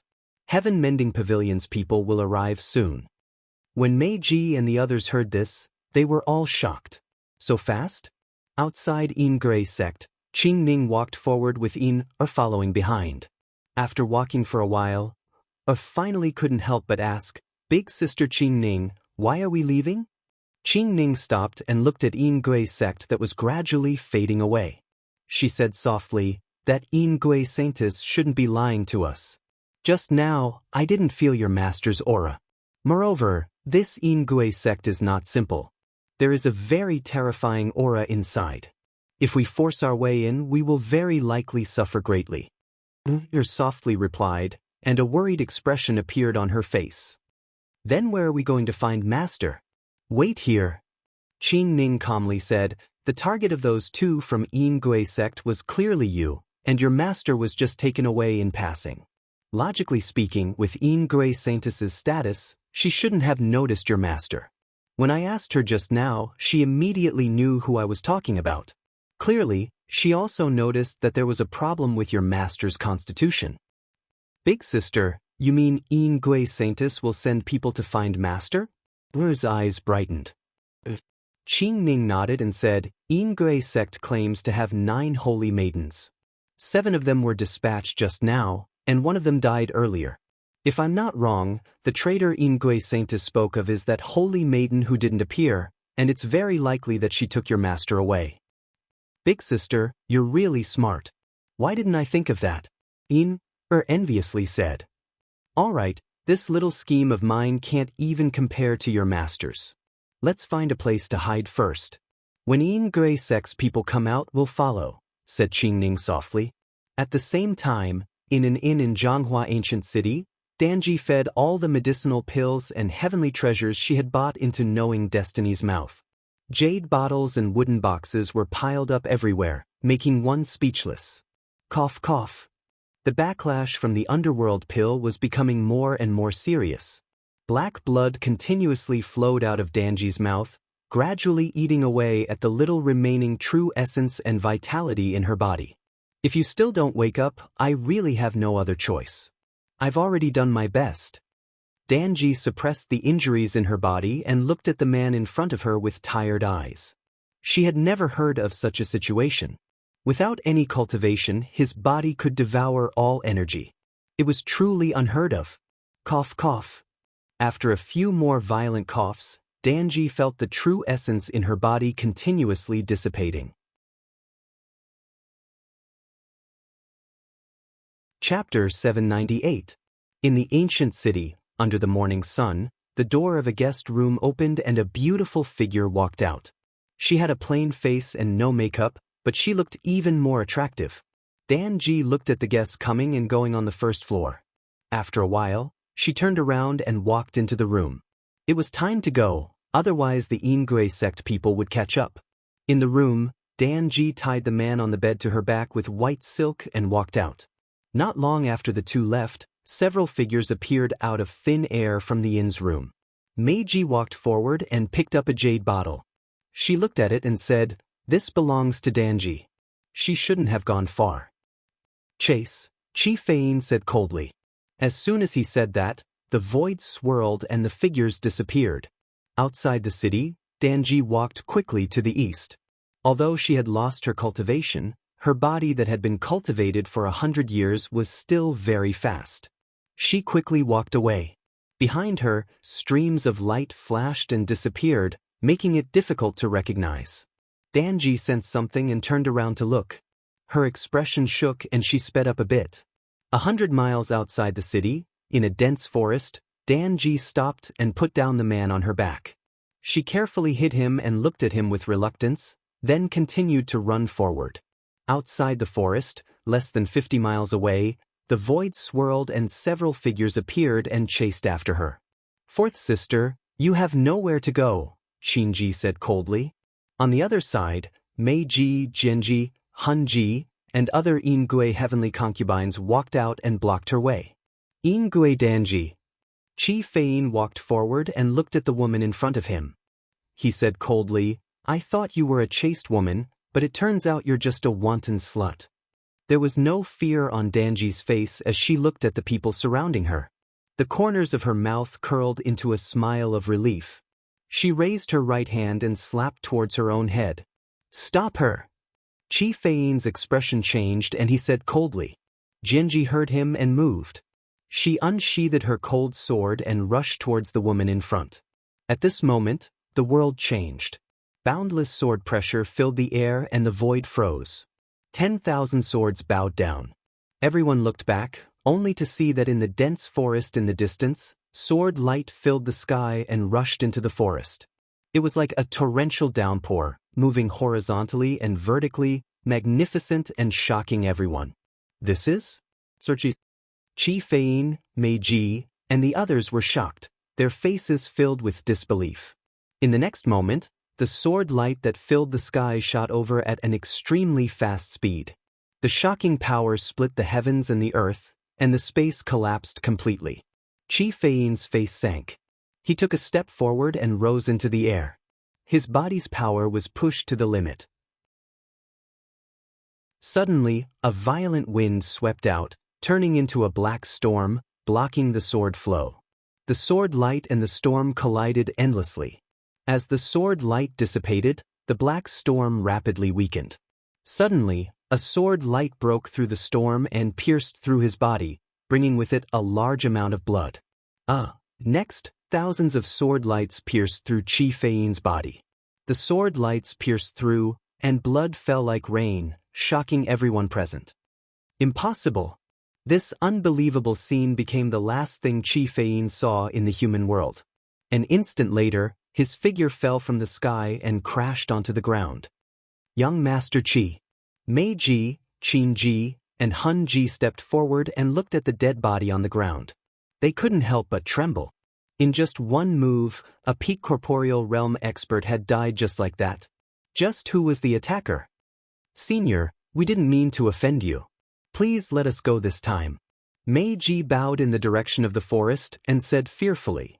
Scram. After a long time, a cold voice rang out from the distance. Mei Ji hurriedly responded and gave the three girls a look. Then, she picked up Qi Feiyin and hastily left. After the four left, Dan Ji stood there in a daze. Her expression was one of confusion. She didn't know what had happened. Not long after, two girls walked out. The one in the lead wore a blue dress. Her face was gentle and beautiful, and she gave off a peaceful feeling like a spring breeze. Dan Ji came back to her senses and looked at the two of them. She hastily bowed and said, "Thank you for saving me, senior." "We're not seniors." Vera curled her lips when she heard this. Qin Ning walked forward and looked in the direction of the forest. "The ones who saved you weren't us." Dan Ji was startled. "Then who was the one who spoke just now?" "I was the one who spoke, but I wasn't the one who attacked." Qin Ning explained, then turned and walked towards the forest behind her. "Come with us. I don't really understand right now." Dan Ji followed in confusion. She still didn't understand what was going on. In the forest, the area covered by trees was now empty. On the ground, a white-haired figure in plain clothes was quietly lying there with his eyes closed. He didn't look any different from before. When the three of them walked over, saw the figure on the ground and immediately ran over with tears in her eyes. "Master! Master?" Danji said with a shocked look on her face. Qin Ning nodded. "He's Inther's master. A few days ago, he was taken away by a heavenly concubine from your Yin Gray sect. We only found some clues after investigating for a long time. Only then did Danji understand." She sighed. "So you were the ones who killed Huanji?" "Yes." Qin Ning softly replied.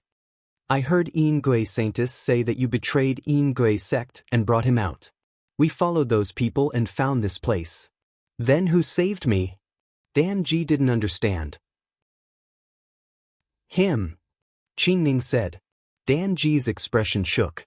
She said in disbelief, "That's impossible. He was unconscious the entire time. How could he have attacked?" "I also don't know why, but the sword move just now is indeed something only he can use." Qin Ning said seriously. "Sister Qin Ning, come quickly. There's a bug in Master's stomach." Shouted in panic.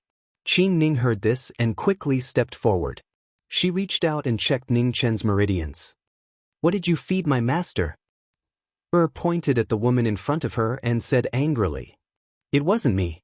I didn't feed your master any bugs." Danji quickly shook her head. She didn't do it. Qin Ning retracted her hand and put down the former's arm. This is a gu. It should be Ruoshi. Sister Ruoshi? Her blinked and said in surprise. Your master mentioned this to me before. However, we didn't care at that time because Ruoshi would never harm your master. Since Ruoshi didn't mention it, your master didn't ask. Qin Ning explained. When I checked him yesterday, there wasn't any goo in his body. Danji was puzzled. Then I'll have to ask you, what have you done to him these past few days? Qin Ning said seriously. In the past 10 years, this was the first time Ning Chen showed any other reaction. This was a good thing. Maybe this was the hope for him to wake up. Danji hesitated for a moment. Then she roughly explained what had happened in the past 2 days, including the herbs she bought for him to eat. You gave my master so much food to eat. Anu's heart jumped when she heard that. I saw that he could absorb any kind of medicinal power, so I bought some heavenly treasures for him to eat. Danji said awkwardly. Qin Ning heard this and frowned. Is there anything else? Is that all? It shouldn't be the problem with these herbs. These days, she had found a lot of spirit herbs for him, but today's situation had never happened. Hearing the former's question, Danji's face turned red. She stammered and didn't say anything for a long time. Qin Ning saw this and grabbed the former's arm. She probed with her true qi and frowned again. Where's your true qi? Qin Ning asked. The 9 heavenly concubines of Yingui sect were at least experts above the virtual realm. This Danji was no exception. I gave it to him. Danji explained with a red face. I took the Yellow Springs pill. My cultivation will quickly disperse. I brought him out. I want to save him. Qin Ning looked at the woman in front of her and said, Can you tell me why you betrayed Yingui sect? Danji's eyes darkened. Yingui sect wanted me to marry Bu Tian Pavilion. I didn't want to, so I ran away. Qin Ning didn't ask any more questions. She understood what happened. Sister Qin Ning, what are you talking about? What happened to Master? Ver asked with a confused face. Your master is fine. We'll leave first in case more experts from Yingui sect come back. Qin Ning said. Oh. Yin answered obediently. She helped her master up and prepared to leave. Qin Ning glanced at the woman beside her and said, You're coming with us. Danji was shocked. Then, joy appeared on her face and she nodded vigorously. When night fell, 3 people came to the small courtyard in front of the Jade Moon Pool. Put her master in a wheelchair and pushed him into the room. Danji followed them into the room cautiously. She didn't dare to speak casually. Come here. I'll take a look at your injuries. Qin Ning said. Danji stepped forward and said sadly, I took the Yellow Springs pill. My body won't recover. However, I'm satisfied to be able to break free from Yingui sect's control. Qin Ning stretched out her hand to check Danji's pulse. Her eyes narrowed. It was indeed not good. This Yellow Springs pill was really overbearing. Rest for a while. I'll prepare medicine for you. After a while, Qin Ning withdrew her hand and said. Danji nodded and said. Qin Ning left the room and went outside to prepare the medicine. Yin saw this and immediately followed. Sister Qin Ning, what's going on? I still don't understand. Followed and asked. What do you want to know? Why did the goo in your master's body appear out of thin air? Or how did your master save her? Qin Ning asked softly. Yin said expectantly. Why did the goo in your master's body appear out of thin air? It's because that lady gave her virginity and all her martial arts to your master. If I'm not wrong, the goo in your master's body is the goo of love. Previously, it was severely injured like your master during the heavens tribulation. It hid in his body and only woke up after absorbing so many treasures and that lady's primordial yin. Qin Ning sighed softly and said, As for why your master could save her, it might be because of this goo. That lady was in danger and your master sensed it. That's why he acted unconsciously and saved her. Pervert. Heard this and was furious. Previously, when she was bullied by those bad people, he didn't help her. Chapter 799. The moonlight was cold. Danji stood silently in front of the jade moon pool, looking at the cold moon in the sky with a calm expression, her eyes as clear as autumn water. The 9 heavenly concubines of Inge were all peerless beauties, and Danji was not an exception. Now that she had put aside her conflicts and schemes, her presence was more peaceful. With a creak, the door opened, and Qing Ning walked out. Looking at the woman in front of her, she walked forward. You just lost your cultivation, and the poison in your body is harder to suppress. You need to rest more, Qing Ning reminded softly. Danji refocused, smiled slightly and said, no matter, I know my body best. There is no cure for the poison of the yellow spring pill. Let me live the rest of my days as I please. Qing Ning sighed inside and said, I have not asked for your name. Danji should not be your real name. Danji smiled and said, Murong. Compound surname? Qing Ning said in surprise. Danji shook her head and said, my name is Murong. Qing Ning nodded slightly and said, Murong, you mentioned Heaven Mending Pavilion before. Can you elaborate? Hearing this, Danji's body slightly trembled. She gradually relaxed and said, I don't know much about the Heaven Mending Pavilion. I only know that it is an extremely ancient sect with countless experts. For hundreds and thousands of years, very few disciples have appeared. However, as long as a descendant of the Heaven Mending Pavilion walks the world, they must be extremely talented and talented. Their strength is extremely terrifying. What is the relationship between Ingui sect and Heaven Mending Pavilion? Why did they send you for marriage? Qing Ning continued to ask. Ingui sect is a sect that depends on Heaven Mending Pavilion to exist. They have always maintained their relationship through marriage. As to the reason, a hint of self-mockery flashed across Murong's face. She said, maybe Ingui Danji is one of the few celestial females in the sect who still has a virgin body. Ingui sect's method is special. They can take yang to nourish yin, and can also become a cauldron for others. Even Heaven Mending Pavilion would not complain about getting something for free, right? Qing Ning sighed softly. This was a world where the strong preyed on the weak. Women were like duckweed in the rain, not knowing where they would be in the next moment. There were too few women like Beimeng Fan Lingyue and the Chongling female supreme who could control their own fates. What is the identity of that young master? Can Miss Qing tell us? Murong Qing's gaze shifted to the girl beside her as she asked with anticipation. He's called Ning Qin. Qing Ning softly said, you should have heard of him. He's Mo Gate's 9th son, Ning Qin. When Murong heard this, her delicate body trembled. Mo Gate's 9th son. The legend whose name shook the starry sky, or rather, the taboo. After a long while, Murong returned to her senses. She looked at the woman before her and asked, who injured him to this extent? According to legend, the strength of Mo sect's 9th disciple was something that even the exalted experts of the various stellar regions were extremely fearful of. Could anyone in the world possibly injure him to such an extent? Heavens! Qing Ning looked up at the starry sky and said calmly, he saved a dead person. The heavens didn't allow it, so both sides suffered. Murong Qing's heart was in turmoil when she heard this. How was it possible to bring the dead back to life? Qing Ning looked up at the sky and sighed softly. You're not the only one who thinks it's impossible. Even he himself doesn't believe it. However, there are too many things in this world that we don't understand. In the end, there are far more things that we don't know than we do. Whether you believe it or not, he still did it. For this, he paid a sufficient price. Is she his wife? Asked Murong Qing. Qing Ning shook her head. Does young Master Ning like her? Asked Murong Qing doubtfully. Qing Ning shook her head again. I don't know. Does she like young Master Ning? Asked Murong Qing doubtfully. Perhaps. Qing Ning sighed.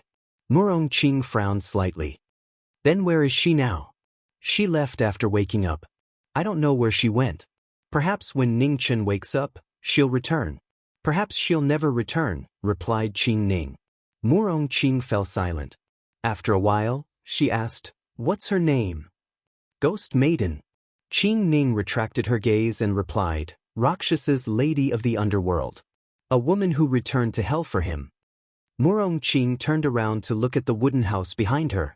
Her beautiful eyes flashed. This young Master Ning was truly a strange person. That ghost maiden actually liked him. Go back and rest. We still have to hurry on with our journey tomorrow morning. Murong Qing nodded. She glanced at the continuously flowing waterfall in front of her and turned to walk back into the house. Qing Ning paused for a moment before also turning to return to the house. If what Murong Qing said was true and Yin Gui sect had her life tablet, then it was very likely that true experts would appear soon. At that time, it would really be troublesome. At the very least, before Ning Chen woke up, they still couldn't directly confront these monsters who had lived for countless years. In the wooden house, Qing Ning walked to the bed and covered Yin with a blanket. A gentle expression flashed across her face. This child had suffered a lot over the years. It was just that she was a bit too playful. She didn't know when the heavenly speech origin in her body would awaken. Ning Chen had said that although this girl's talent was good, she wasn't suitable to learn the sword. Becoming a heavenly speaker was her best choice. Sensing someone beside her, turned over in a daze and reached out to hug the arm of the person in front of her before continuing to sleep. Qing Ning helplessly sat by the bed and gently patted the girl in front of her to let her sleep more soundly. Not long after, Qing Ning carefully pulled her arm away and walked to the bed not far away. Looking at the white-haired figure sleeping on the bed, a trace of sadness appeared on her face. Ning Chen, wake up quickly. It's already been 10 years. Haven't you rested well? Qing Ning sat by the side and raised her hand to gently caress the former's face. Tears silently flowed down from her eyes drop by drop. In the room next door, Murong Qing looked ahead in silence. This girl wasn't his wife, nor was she related to him by blood. However, she still didn't leave him and stayed by his side for 10 years. This kind of love could no longer be described with words. Perhaps he was the only one left in her life. Murong Qing retracted her gaze and walked to her bed to lie down. In the past, she thought that there was nothing in this world other than love and affection. Today, she realized that she was ridiculously wrong. So, there was such love in this world. It surpassed everything. She only had him. Outside the room, the cold night gradually passed. When the sun rose, Qing Ning, who had been sitting for the whole night, got up and made preparations before leaving. Wake up. After preparing for a long time, Qing Ning saw that it was already late. She walked to the bed and called out softly. On the bed, got up with a dazed expression and sat in a daze unhappily for a long time. Then, she walked out of the room with her eyes half closed and began to wash up. In the room next door, Murong Qing walked out and saw this scene. A strange expression flashed across her face. Qing Ning smiled apologetically and said, "I'm sorry. This girl has been spoiled by her master, so she's a little spoiled. Miss, please don't take offense." Murong Qing smiled and shook her head. The path of cultivation has always been difficult. If she can always maintain the heart of a child, it's a good thing. Outside the room, finished washing up and sat in front of the mirror. After searching for a long time, she turned around and said, "Sister Qing Ning, I can't find my hairpin. I've put it away for you. Don't leave things around. If you lose them, your master will scold you when he wakes up." Qing Ning went forward and carefully combed Ina's hair. Then, she took out a golden hairpin and inserted it into her hair. Looked at herself in the mirror and smiled happily. "Master dotes on me so much. He won't scold me. You know your master dotes on you, but you still lost him." Qing Ning lightly hit her. Embarrassedly grabbed the girl's arm and said, "I didn't do it on purpose. Sister Qing Ning, don't tell master about this when he wakes up." On the side, Murong Qing looked at the two of them with envy. The two of them had a really good relationship. "Go push your master. We have to leave as soon as possible. It won't be safe here soon." Qing Ning patted Ina's head. Ina immediately got up and ran to the bed to help the figure on the bed. She placed him in the wheelchair and carefully covered him with a thick blanket. "Murong, let's go." Qing Ning looked at the girl beside her. Murong Qing nodded and followed her. At the same time, Ingray Sect's Sacred Palace. Ingray Saintis knelt on the ground. In the darkness in front of her, a powerful and heavy aura filled the air. It was so oppressive that it made it hard for her to breathe. A swordsman? The cold voice of a woman rang out. Ingray Saintis replied. According to Meiji and the others, they didn't even see his appearance when he attacked. In just one move, Qi Feiyin died. True Realm? The girl's voice sank. Does Heaven Mending Pavilion know about this? Heaven Mending Pavilion has already sent people to take away Qi Feiyin's corpse. They should be making a move soon. Ingray Saintis respectfully replied. In the darkness, the girl was silent. After a moment, she said, "Understood. You can leave. You don't need to care about this anymore. I will personally handle it." Ingray Saintis' expression shook. Master, you want to come out of seclusion? Qi Feiyin's death is not a small matter. I can no longer sit by and do nothing. Heaven Mending Pavilion will at least send a grand elder to deal with this matter. Before that, my Ingray sect should express something. Ingray Saintis bowed. Without saying anything else, she got up and left.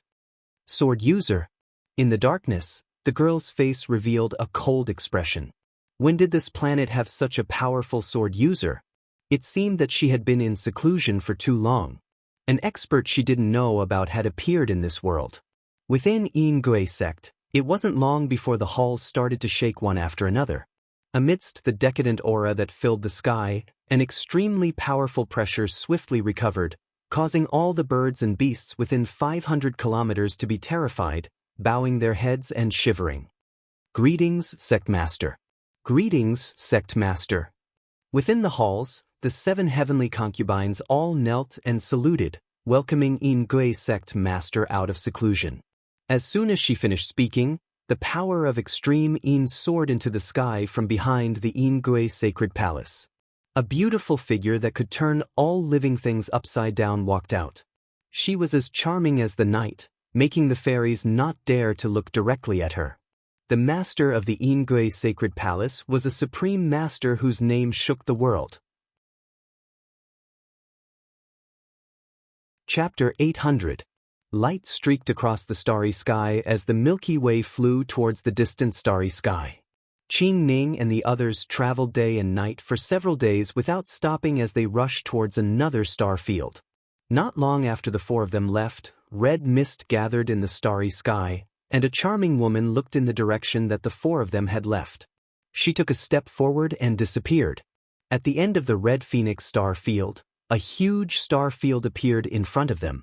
It was so vast that they couldn't see the end of it. Spirit Void were finally here. Qing Ning and the others stopped and stared at the distant star domain. We're finally here.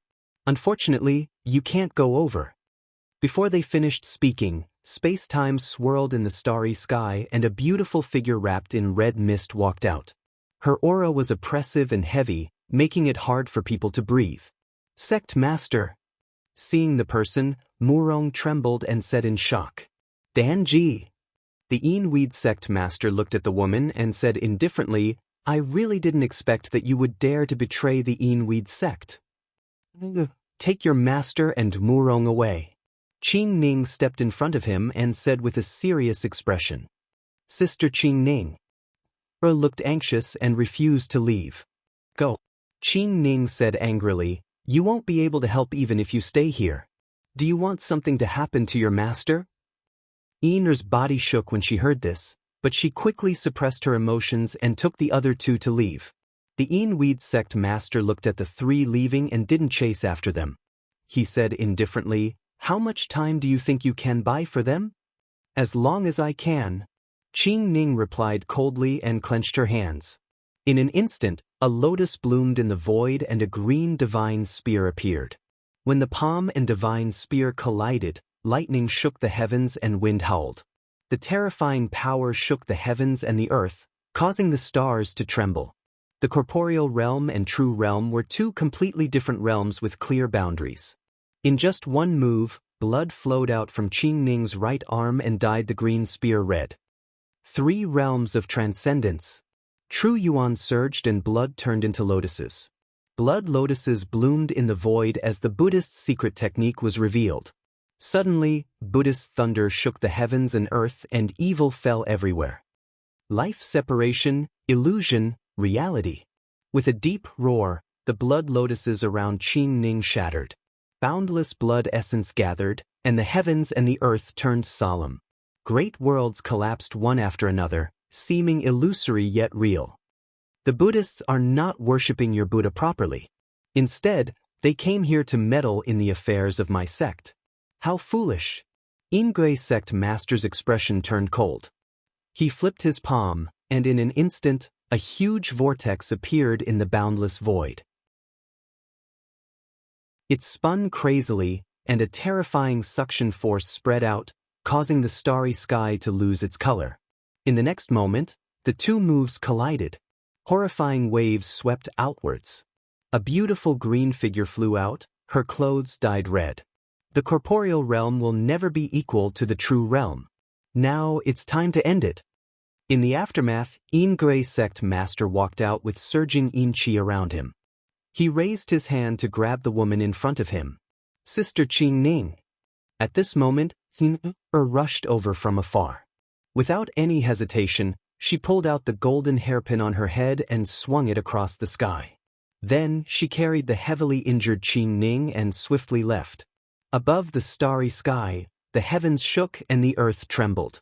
A terrifying force that had never been seen before appeared, splitting the starry sky with a bang. The Milky Way was brilliant, spanning thousands of miles. Ingui sect master couldn't dodge in time and was affected by the power of the golden hairpin. He groaned and flew hundreds of meters away. Western King hairpin. Looking at the constantly shaking Milky Way, Ingui sect master was shocked. How could the protective immortal artifact of the Queen Mother of the West be in the hands of a little girl? Outside the red phoenix star field, appeared on a primitive star with Qing Ning. Her expression was full of anxiety. Sister Qing Ning, how are you? I'm fine. Qing Ning suppressed the injuries in her body and said, let's go quickly. Your cultivation is still shallow. That Milky Way won't be able to stop her for long. But your injuries? Ingui looked at the blood flowing out of Qing Ning's right arm and said worriedly, I can still hold on. We have to quickly find your sister Ruoxi. She's the only one who understands the goo she planted in Master. Qing Ning said tiredly. Ingui nodded and glanced at Murong. Sister Murong, let's go quickly. Murong Qing nodded and pushed the man in the wheelchair aside to continue on their way. At the same time, in the Red Phoenix Star Field's Golden Dawn City, the Dawn Moon House's master looked at the half of the undying immortality peach tree in her hand and narrowed her eyes. Knock knock. After 3 knocks, Hong Wan pushed the door open and entered. Looking at the figure in the room, she respectfully said, House Master, this is this month's account. Please take a look. The Dawn Moon House's master took the account book and glanced at it. Why are you the one who brought it? Where's the shopkeeper? A smile appeared on Hong Wan's face. Because we suffered a loss again. The shopkeeper didn't dare to come, so I brought it for him. Separately list out the accounts that Lin Yuzhen owes. When I have time, I'll personally send it to her, the Dawn Moon House's master said. Hong Wan nodded and hesitated for a moment before asking, House Master, why did Princess Qi come here? Isn't she from the Spirit Void sect? If I say that she's only here as a guest, would you believe me? The Dawn Moon House's master chuckled. Hong Wan shook her head. The Dawn Moon House's master stood up and smiled. That's what Lin Yuzhen said back then. Of course, I don't believe her. As for the reason, it's not hard to guess. She came to the Hong Wan Star region because there's someone she values. Coincidentally, I also value this person. Hearing this, Hong Wan was startled. A moment later, she said, House Master, you're saying that she came for Sir Ning? She didn't deny it or admit it. However, I think so. A woman's heart is like a needle at the bottom of the ocean. This Princess Qi is an incredible figure. She's able to contend against the Ji family, which possesses the bloodline of gods, by herself. In the past thousands of years, no one has been able to do so. The Dawn Moon House's master smiled. If House Master were to face this person, what are your chances of winning? Hong Luan curiously asked. It's hard to say. The Dawn Moon House's master said, Lin Yuzhen's cultivation seems to be at the mid-stage of the true realm. However, once she pulls out the Phoenix Cry sword, no one knows how terrifying this woman is. Of course, as long as she hasn't entered the 4th level, I'm not afraid of her. A strange glint flashed through Hong Luan's eyes. Does the 4th level really exist? Why haven't any 4th level experts appeared in the Hong Luan Star region? They should exist. The Dawn Moon House's master walked towards the window. Looking at the bustling crowd outside, she calmly said, ever since the collapse of the 4 great immortal domains, the number of people able to step into the 4th level has decreased. In the past 10,000 years, there hasn't even been any news of it. However, just because there hasn't been any news of it doesn't mean it doesn't exist. The inheritances that have been hidden for a long time all had 4th level experts overseeing them countless years ago. It's not strange for someone to live until now. Housemaster, you're saying that those old monsters at the 4th level can live for 10,000 years? Hong Luan asked in shock. 10,000 years is too long. The Dawn Moon House's master shook her head. No one can live for 10,000 years. However, it's not impossible to rely on external forces. Since you said that they're old monsters, then they can't be judged by human standards. Hong Luan was silent. After a long time, she softly asked, Housemaster, how far are you from the 4th level? It's close at hand. The Dawn Moon House's master softly said, it's also far away. However, I seem to have found some clues recently and am preparing to leave to take a look. Housemaster, you're leaving? Where are you going? Hong Luan was confused. The All-Heaven Star region, Shumi Buddhist Kingdom, the Dawn Moon House's master slowly said. The Spirit Void Star region, the White Emperor Star. It was known as the King's Star of a region. Majestic palaces stood tall on it, and the entire world was in court. The White Emperor Star's #1 inheritance, the Divine Blood G family. It was a terrifying inheritance whose name shook the starry sky. Everyone knew about it. Not far from the G family, there was a royal city in the human world. It didn't look much different from other cities. However, everyone on the White Emperor Star knew that this city was the most terrifying city in the world. Fengming City was the territory that the former White Emperor of the human world had conferred to King Lin Yuzhen. From then on, as long as the royal city didn't fall, the empire wouldn't be destroyed. Thousands of miles away from Fengming City, in the Beiki Empire's imperial palace, the current White Emperor sat on the dragon throne, waiting for someone to arrive. Not long after, outside the main hall, a handsome figure with his hair tied up high walked in. His expression was delicate and calm, and he was indescribably noble. When King Qi appeared, all the guards in the palace knelt down and respectfully saluted.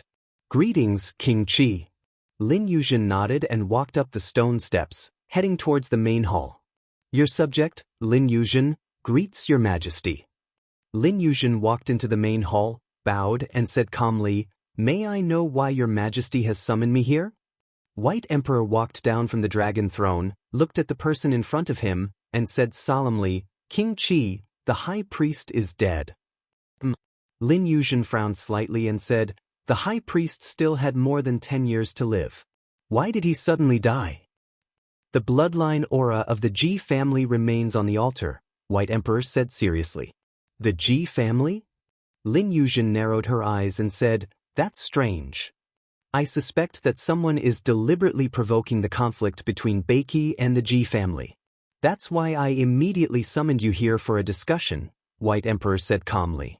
Lin Yuzhen thought for a while and said, whether it's the Ji family or not, it seems that I have to make a trip there.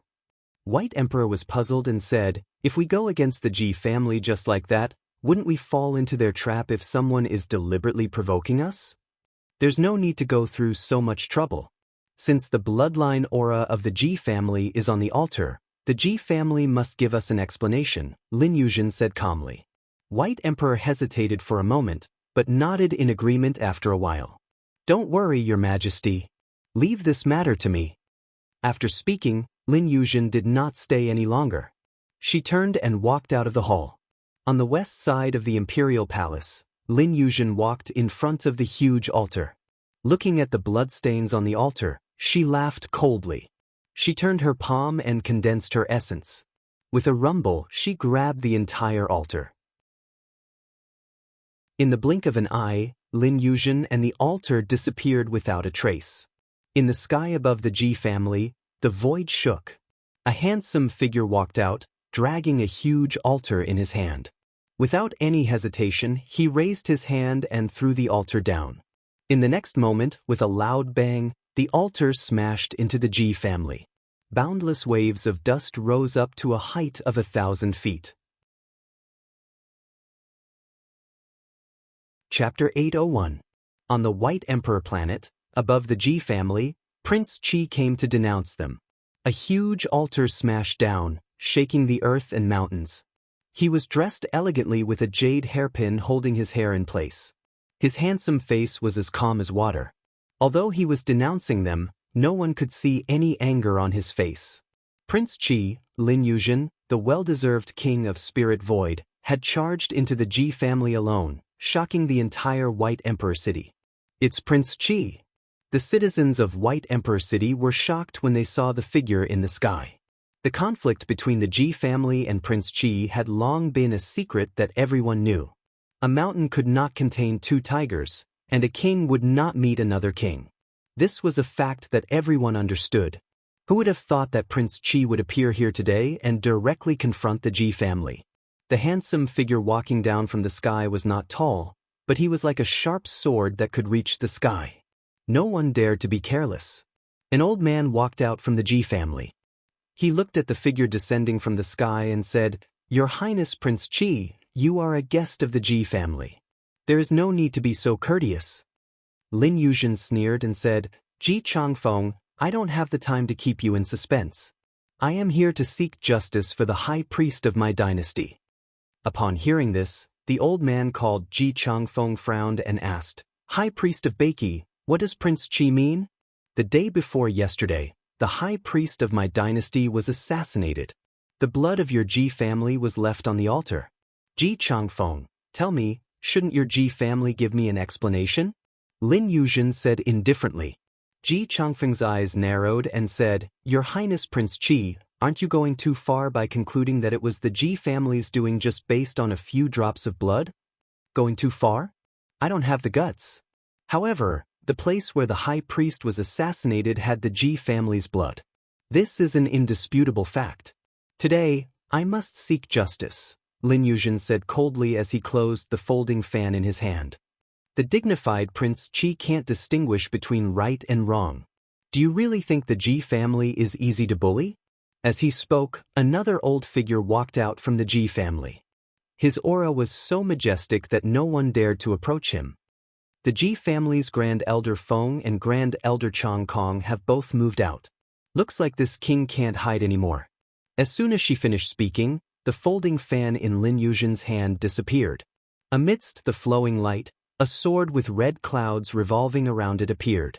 The sword hadn't been unsheathed yet, but its might had already spread in all directions.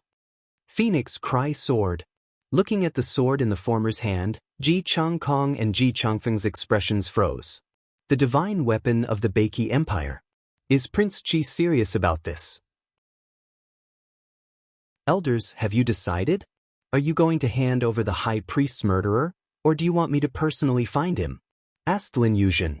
This matter wasn't done by my Ji clan. Moreover, the Ji clan isn't a place where you can barge into as you wish. Ji Changkong coldly said, "Is that so?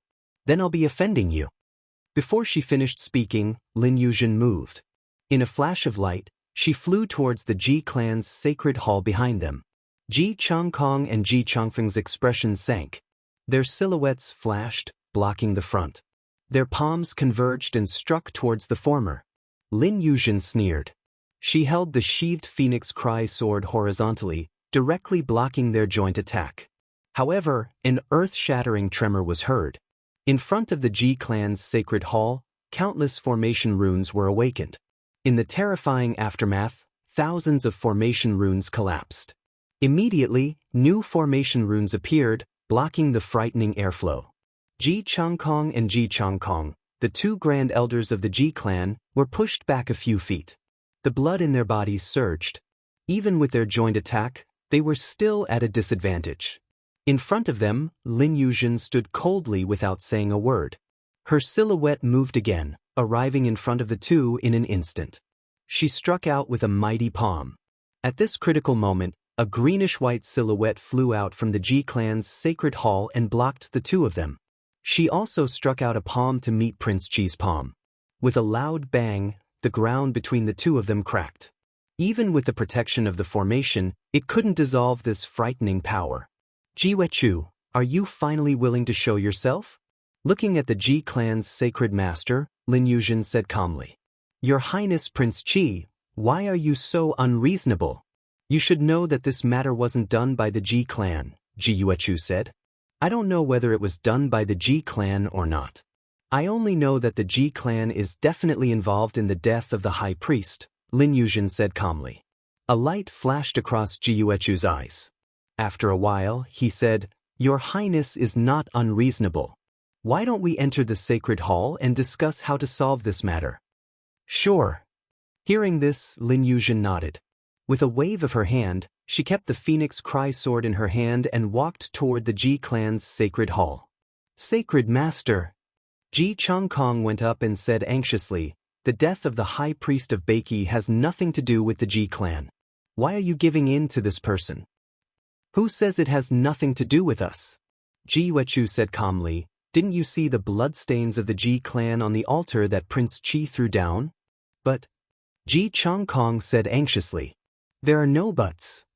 Ji Wechu raised his hand to stop the former from continuing and said, Regardless of whether it was done by the Ji clan or not, with the bloodstains, the Ji clan is definitely involved. Let's enter the sacred hall and entertain our guests. With that, Ji Wechu did not say anything else and walked toward the sacred hall. What do you mean, sacred master? Ji Changkong was puzzled. I'm not sure either. Ji Changfeng shook his head and said, However, since someone dared to frame the Ji clan cannot sit by and do nothing. Let's go in first.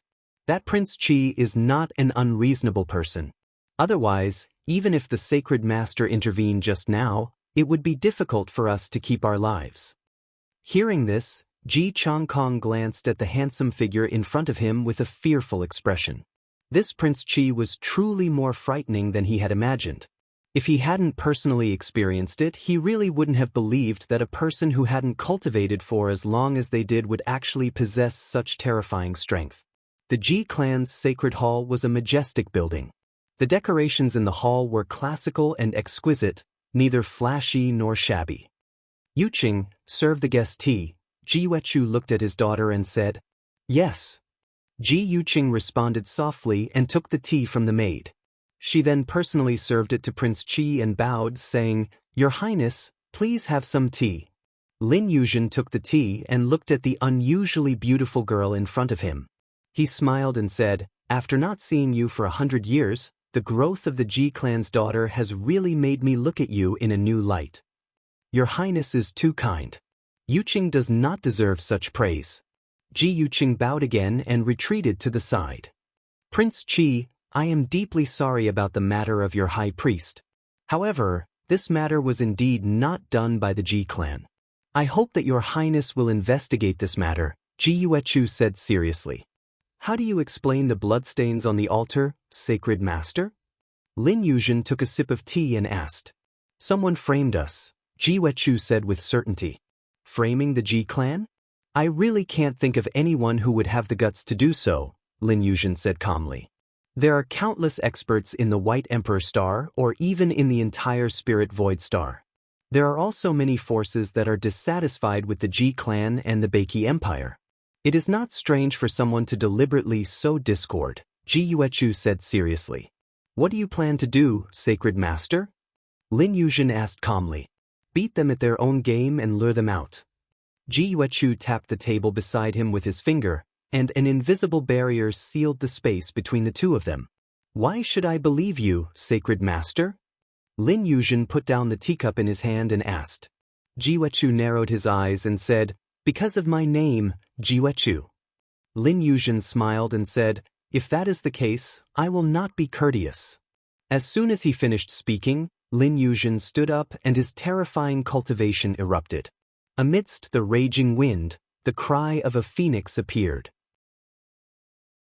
In an instant, lightning fell from the sky. His sword pierced the ground, and the brilliance pierced through the 9 heavens. At this moment, the entire White Emperor city was shaken. Countless people looked at the Ji clan's holy palace in shock. Did Prince Qi and the Ji clan really start fighting? In the Ji clan's holy palace, Lin Yuzhen's figure flashed in the dazzling brilliance. His sword was like lightning as it swept towards the Ji clan's sacred master. Jiwechu focused and used his vital energy to block the Phoenix Cry sword. With a loud rumble, the aftershock roared to the sky. Neither of them retreated half a step. The sword in their hands pressed forward, not showing any mercy. This shocking battle shook everyone's hearts. Ji Yuqing and the 2 grand elders retreated from the holy palace. No one dared to take half a step forward. Not far away, Ruoshi walked over and looked at the holy palace. "Yuqing, what's wrong?" Ji Yuqing shook her head and said, "I'm not sure. Prince Qi and father were having a good discussion. I don't know why they suddenly started fighting." "Prince Qi, Lin Yuzhen?"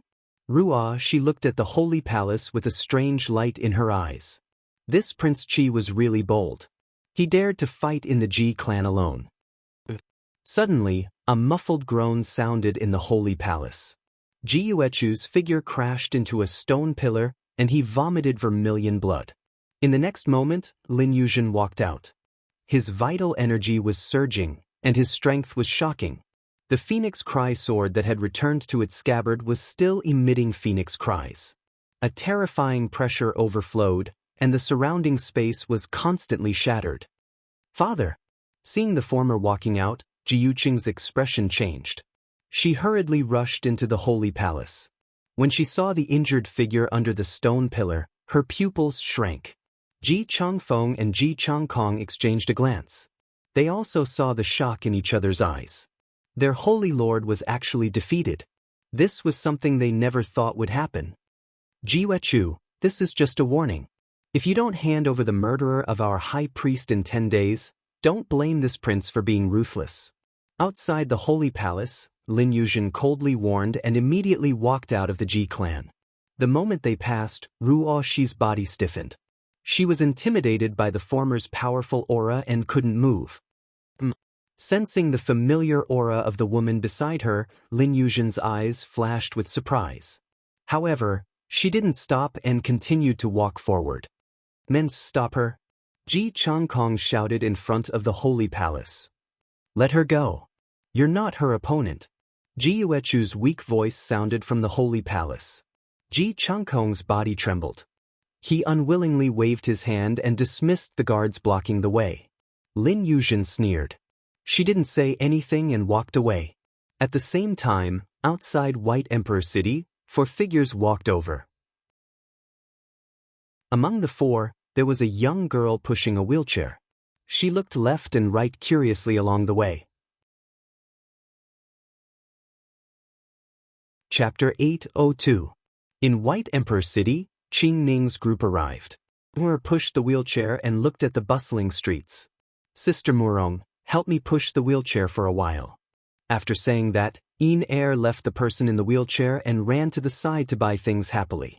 Seeing this, Qing Ning slowed down with a headache. This girl, she was so heartless, just like her master when she first entered the palace. Murong stepped forward to push the wheelchair and looked at the woman beside her. "Miss Qing, it's been so many years. Is that Miss Ruoshi still here?" "She should still be here." Qing Ning nodded. At that time, Ruoshi sent a letter saying that she and Wu Lei were guests at the Ji family. Later, they didn't go back. Maybe they were delayed by something. "How do we find her?" "Go directly to the Ji family?" Murong whispered. Qing Ning shook her head. "One must be vigilant. Ning Chen's identity can't be known by others. I can go to the Ji family alone." Murong thought for a while and nodded. The 2 continued to move forward. In front, was running around, buying many things along the way. Her hands and mouth were full. I heard that young Master Ning is a cold and heartless person. I didn't expect his disciple to be like a child. Murong pushed the wheelchair and said with a calm expression. Yiner's personality is very similar to Ning Chen's when he was young.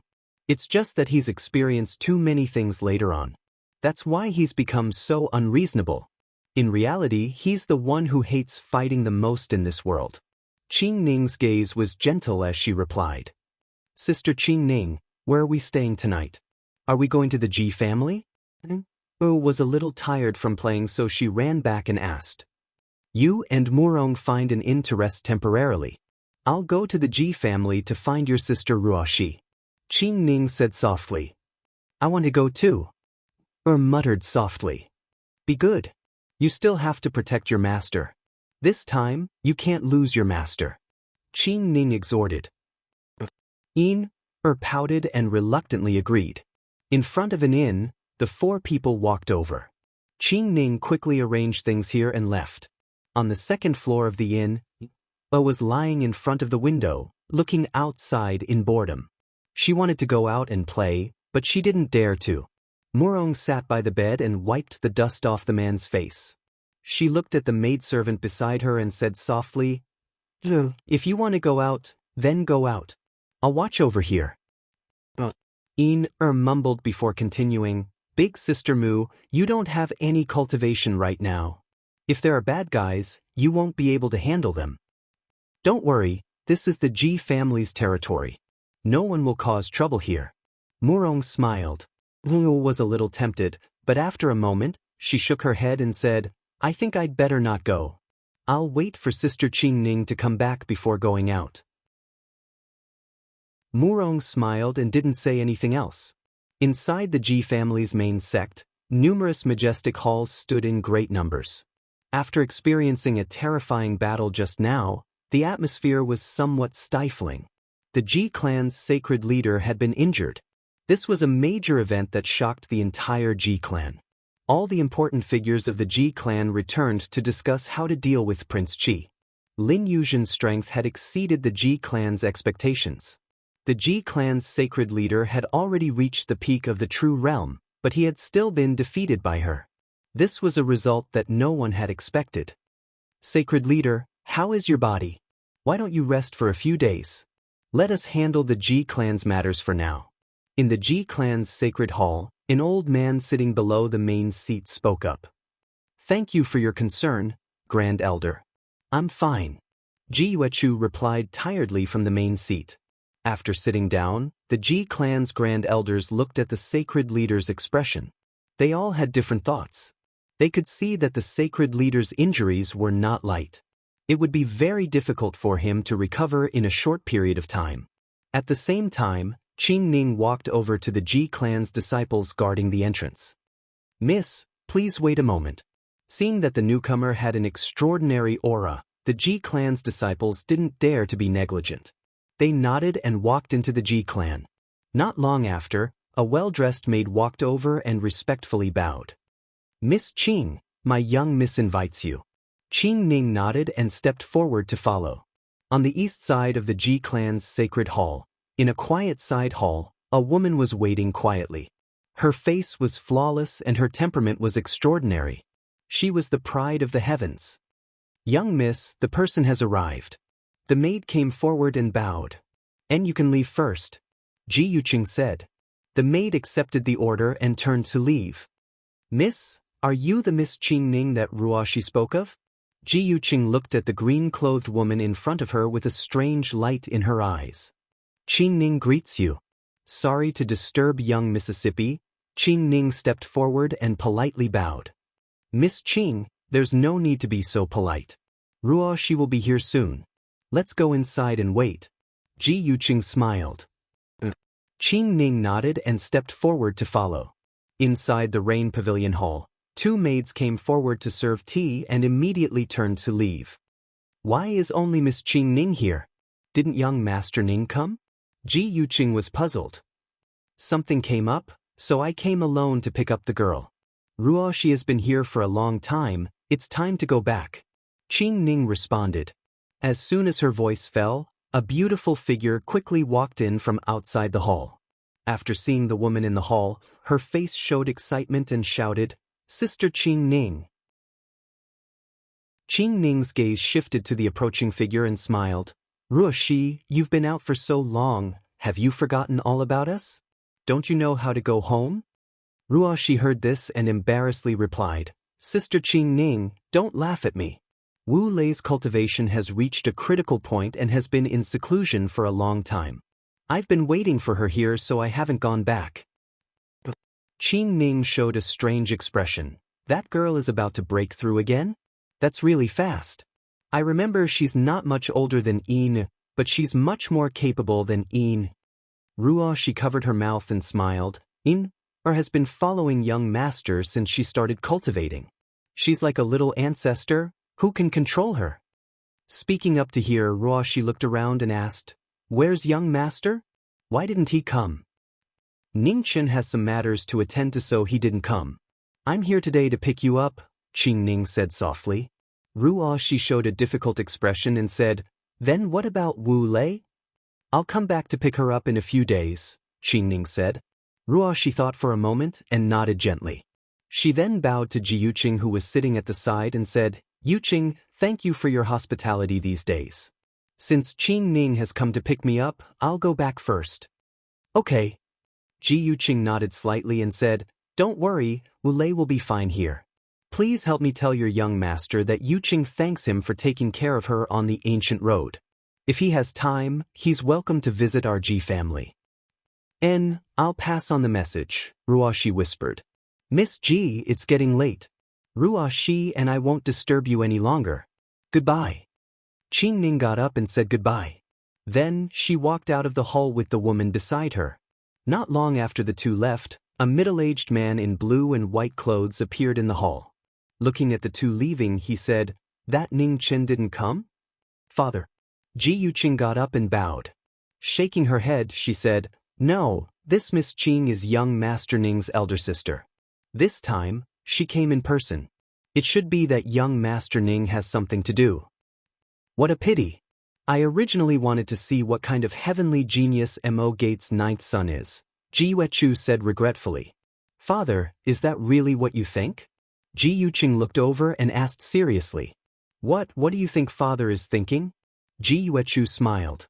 "Young Master Ning has slaughtered many star fields venerables in the ancient battlefield. Not to mention other star fields, even our Ji family's spirit void star field has countless people who want to take his life. If we can capture young Master Ning and hand him over to them, regardless of life or death, I think it will be a good opportunity for our Ji family to gain favor and prestige," Ji Yuqing said seriously. "My daughter has really grown up. You know how to analyze the pros and cons. However, are these words in your heart, or are you using them to test me?" Ji Yuechu's smile didn't change. "What does father think?" Ji Yuqing calmly said. Ji Yuechu chuckled and said, "No matter what, I'm gratified that you can think of this. All right, you don't have to be so worried. Since you are indebted to the ninth son of Mo Gate, I won't easily make things difficult for him. Of course, the premise is that he can't do anything that will harm our Ji family's interests." Ji Yuqing didn't say anything after hearing that. She bowed and said, "Yuqing thanks father." Ji Yuechu nodded and looked out of the hall. A strange look flashed across his face. Is it a coincidence that the elder sister of Mo Gate's ninth son is here at this time? The high priest of Beiki is quite powerful. Unless it's a true realm expert, no one has the confidence to take his life. If one only considers strength, Mo Gate's ninth son is also a suspect. At the same time, in Fengming City, a woman in armor walked into the palace and bowed respectfully. "Your Highness, Miss Ruoshi, whom you asked the spies to keep an eye on, just left the Ji family not long ago." In the palace, Lin Yuzhen turned around and asked with a strange look, "Is it just her alone?" "No, there's a woman in green beside her. Her cultivation is around the true realm," the woman replied. "No one else?" Lin Yuzhen asked with a serious look. "No," the woman said respectfully. "I understand. You may leave first." Lin Yuzhen waved her hand. "Yes." The woman got up and left. Your Highness, what's wrong? Concubine Yun stepped forward and asked. The 9th son of Mo Gate is here, Lin Yuzhen said calmly. How did your Highness know? Concubine Yun was startled and puzzled. The Phoenix Guards didn't report this matter just now. Intuition. Lin Yuzhen said lightly. A woman's straightforwardness has always been accurate. This time was no exception. Let's go, follow this king to White Emperor City and meet our brother Ning. After that, Lin Yuzhen stepped out of the palace and walked out of King City. Concubine Yun came back to her senses and immediately followed. Her eyes were still filled with suspicion. She couldn't understand why Her Highness wanted to go in person just because of intuition. Chapter 803. The moon was bright and the stars were sparse. Outside White Emperor City, the two walked for 1,000 miles before stopping. Sister Qing Ning, did young master really not come? Ruoshi asked doubtfully. He came. Qing Ning said. Ruoshi was startled. Where? White Emperor City. Qing Ning turned around and looked at the glorious city in the distance. Something happened to Ning Chen. He's been in a coma for 10 years. Ruoshi's body shook, her face full of disbelief. I was worried that someone would follow us, so I took you away from White Emperor City first. Let's go back now. How did something happen to young master? Ruoshi asked worriedly. He was injured when saving Ghost Woman. Qing Ning replied. Ning Chen's body was destroyed in the heavenly punishment.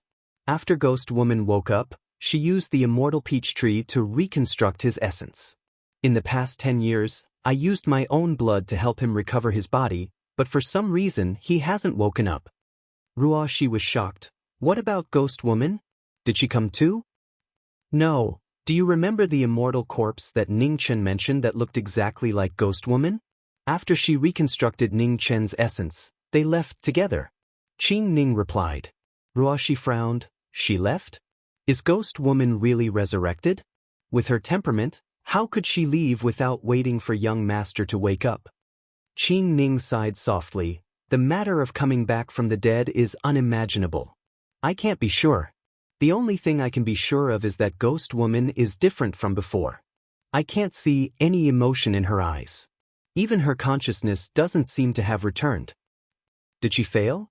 Ruoshi narrowed her eyes. I'm not sure. We'll talk about this later.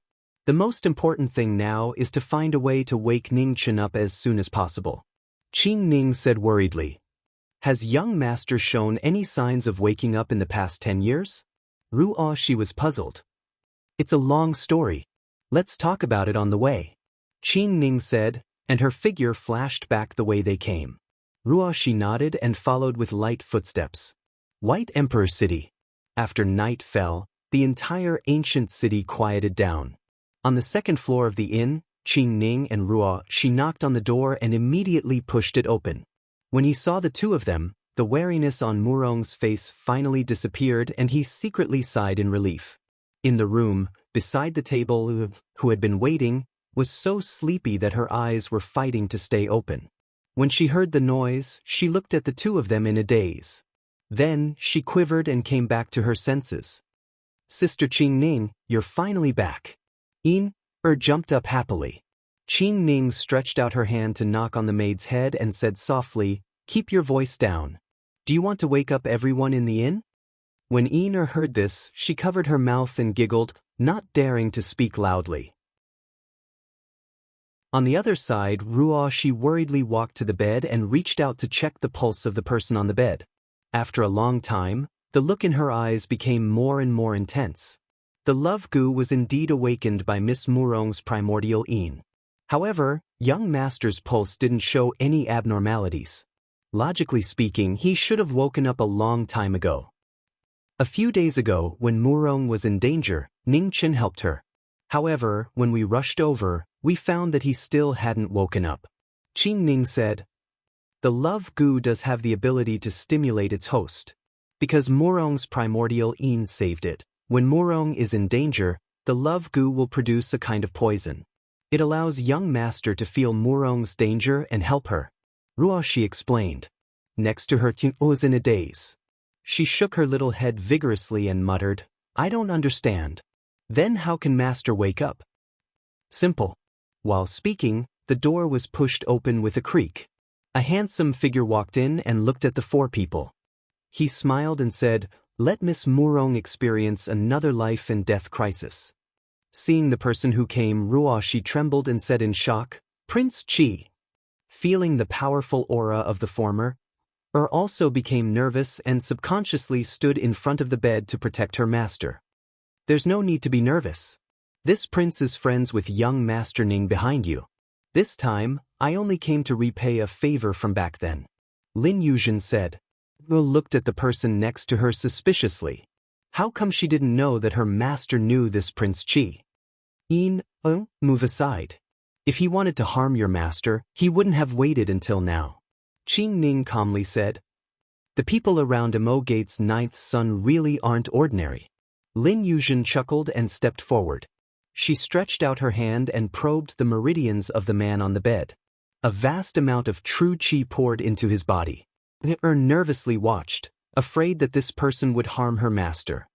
How strange. Sensing that the true qi in Ning Chen's body had disappeared, Lin Yuzhen's eyes flashed with surprise. She withdrew her hand and said, "His body can actually contain so much energy. Is there a way?" Qing Ning asked. His aura is different from the first time this prince saw him. Can you tell me why? Lin Yuzhen asked seriously. His body has been reconstructed, so his aura has changed. Qing Ning truthfully said. His body has been reconstructed. Lin Yuzhen frowned and asked, "What is the foundation?" The core of a divine tree, Qing Ning calmly said. Lin Yuzhen was silent. After a moment, she said, "Perhaps I know why he can devour so much energy. The divine tree you speak of shouldn't be an ordinary divine object.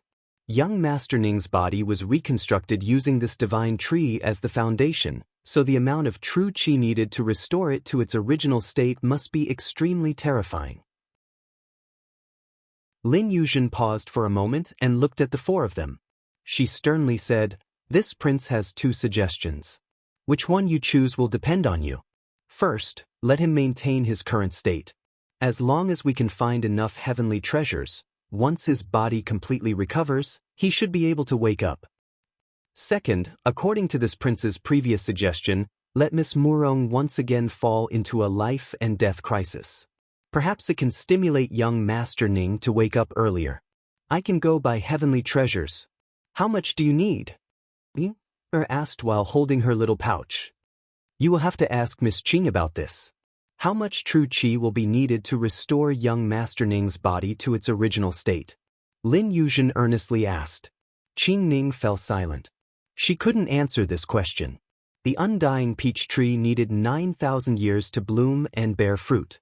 Ning Chen's physical body was reforged using it as a foundation.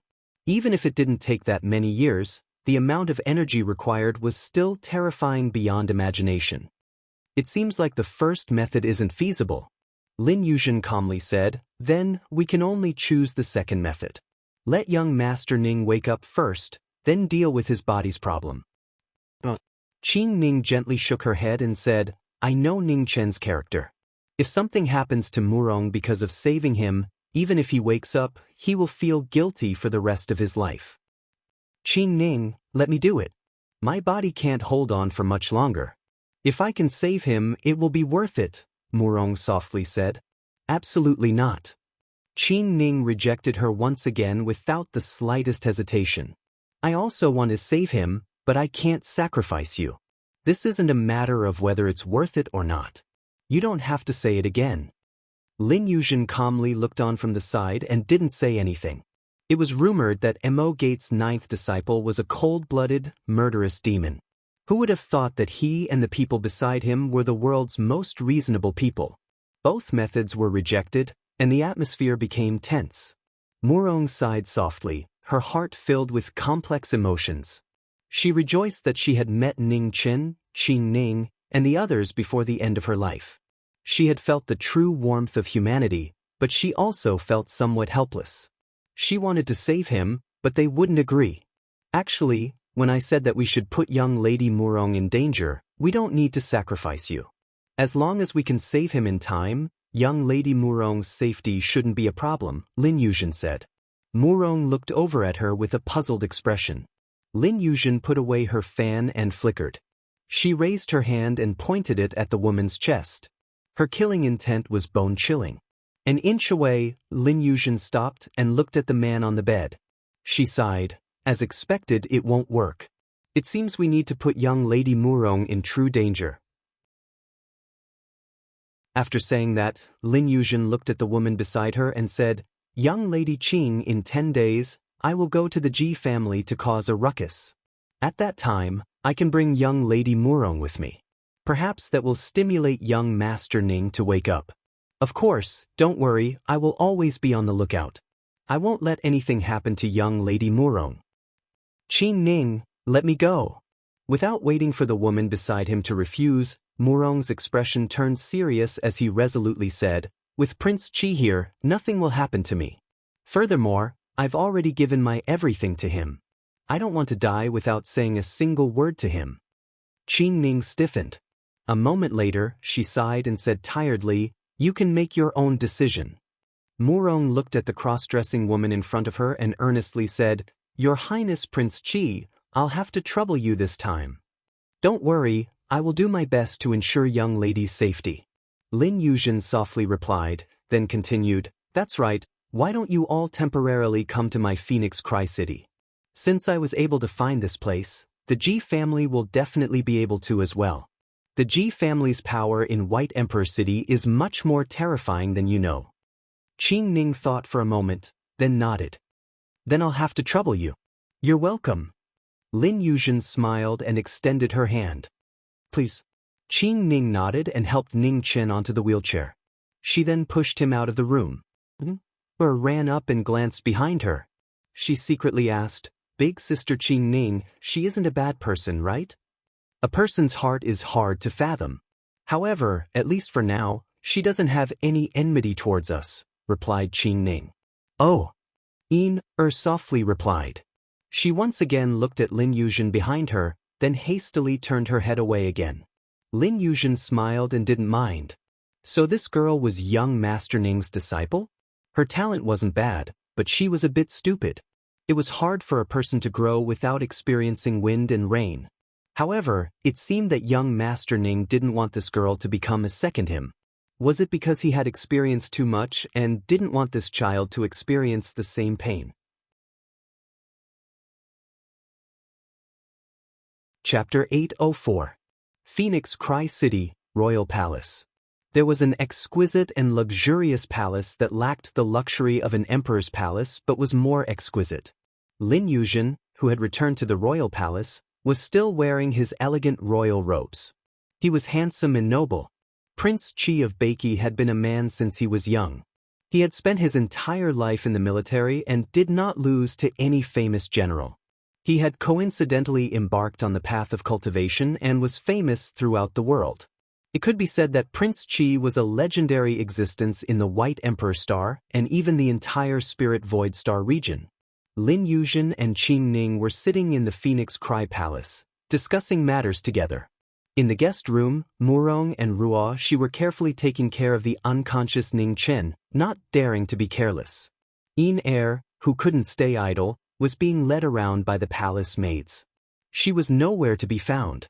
10 days later, is Prince Qi really going to attack the Ji family? Qing Ning asked. I've already said it, how can I go back on my words? Lin Yuzhen smiled. Aristocratic families run deep, especially a behemoth like the Ji family. Their background is unfathomable. Although Prince Qi is not afraid of anyone, it's not a good choice to take the risk alone, Qing Ning said softly. It's fine. Lin Yuzhen smiled and said, The only person in the Ji family who can threaten my safety, Ji Yuechu, is injured. As long as I'm careful, there won't be any danger on this trip to the Ji family. Does Prince Qi really believe that the Ji family is responsible for the death of your high priest? Qing Ning asked calmly. It's not important whether it is or not. Lin Yuzhen smiled and said, What's important is that someone has to take responsibility for this matter. The blood of the Ji family is on the altar, so they must pay the price. When Qing Ning heard this, she was silent for a moment. She was unwilling to say anything more on this topic, so she changed the topic. Your Highness Prince Chi, are you really confident that you can bring Murong back safely? If you can't, then please tell me clearly. I cannot let Murong take this risk. Lin Yuzhen looked at the woman in front of him and said, Miss Qing, this Miss Murong shouldn't be familiar with you, right? I can more or less see that. Qing Ning nodded and did not hide anything. She said, it's true that we haven't known Murong for long, but Murong saved Ning Chen before, so I have the responsibility to ensure her safety. Lin Yuzhen nodded and said, to be honest, the poison in Miss Murong's body has already invaded her internal organs. There is no medicine that can cure her. If you hadn't been suppressing the poison with your genuine qi, she wouldn't have been able to hold on. However, this is only a temporary measure. Unless you can find a way to rebuild Miss Murong's body like you did for young Master Ning, her body won't be able to hold on for long. Qing Ning fell silent, not saying anything for a long time. Reconstructing a physical body was easier said than done. How could there be a second undying divine tree in this world? It seems that Miss Qing has no other choice. Since that's the case, why don't we let Miss Murong have a taste of her heart's desire? She has already given herself to young Master Ning. If she can't even say a word to him before she dies, how regretful would that be? Lin Yuzhen said seriously. Qing Ning stood up, silently stepped forward and bowed. Qing Ning beseeches Your Highness, Prince Qi, to protect Murong to the best of your ability, so that she can return safely. I will definitely do my best. Lin Yuzhen replied seriously. Back then, Ning Chen had gifted her the heavenly ship. She had never had the chance to return this favor. Now was the best chance. Protecting a person wasn't difficult for her. If it was as easy as lifting a hand to save a powerhouse whose name shook the starry skies, it would be worth it. Your Highness. At this moment, a phoenix guard walked out from outside the hall and respectfully said, the Qilin Pavilion has sent someone to deliver an invitation card, inviting Your Highness to be a guest. Qilin Pavilion? Lin Yuzhen frowned slightly and took the invitation card. After reading it, her eyes narrowed slightly. It was truly one wave after another. Understood. You may leave, Lin Yuzhen said calmly. Yes. The Phoenix Guard accepted the order and left. Does Your Highness have something to take care of? Then Qing Ning will leave first. Seeing the former's serious expression, Qing Ning stood up and said, no need. Lin Yuzhen returned to her senses and raised her hand. It just so happens that I also want to hear Miss Qing's suggestion. While speaking, Lin Yuzhen handed over the invitation card in her hand and said, does Miss Qing know what kind of place the Qilin Pavilion is? Qing Ning took the invitation card and looked at it. She shook her head and said, I'm not sure.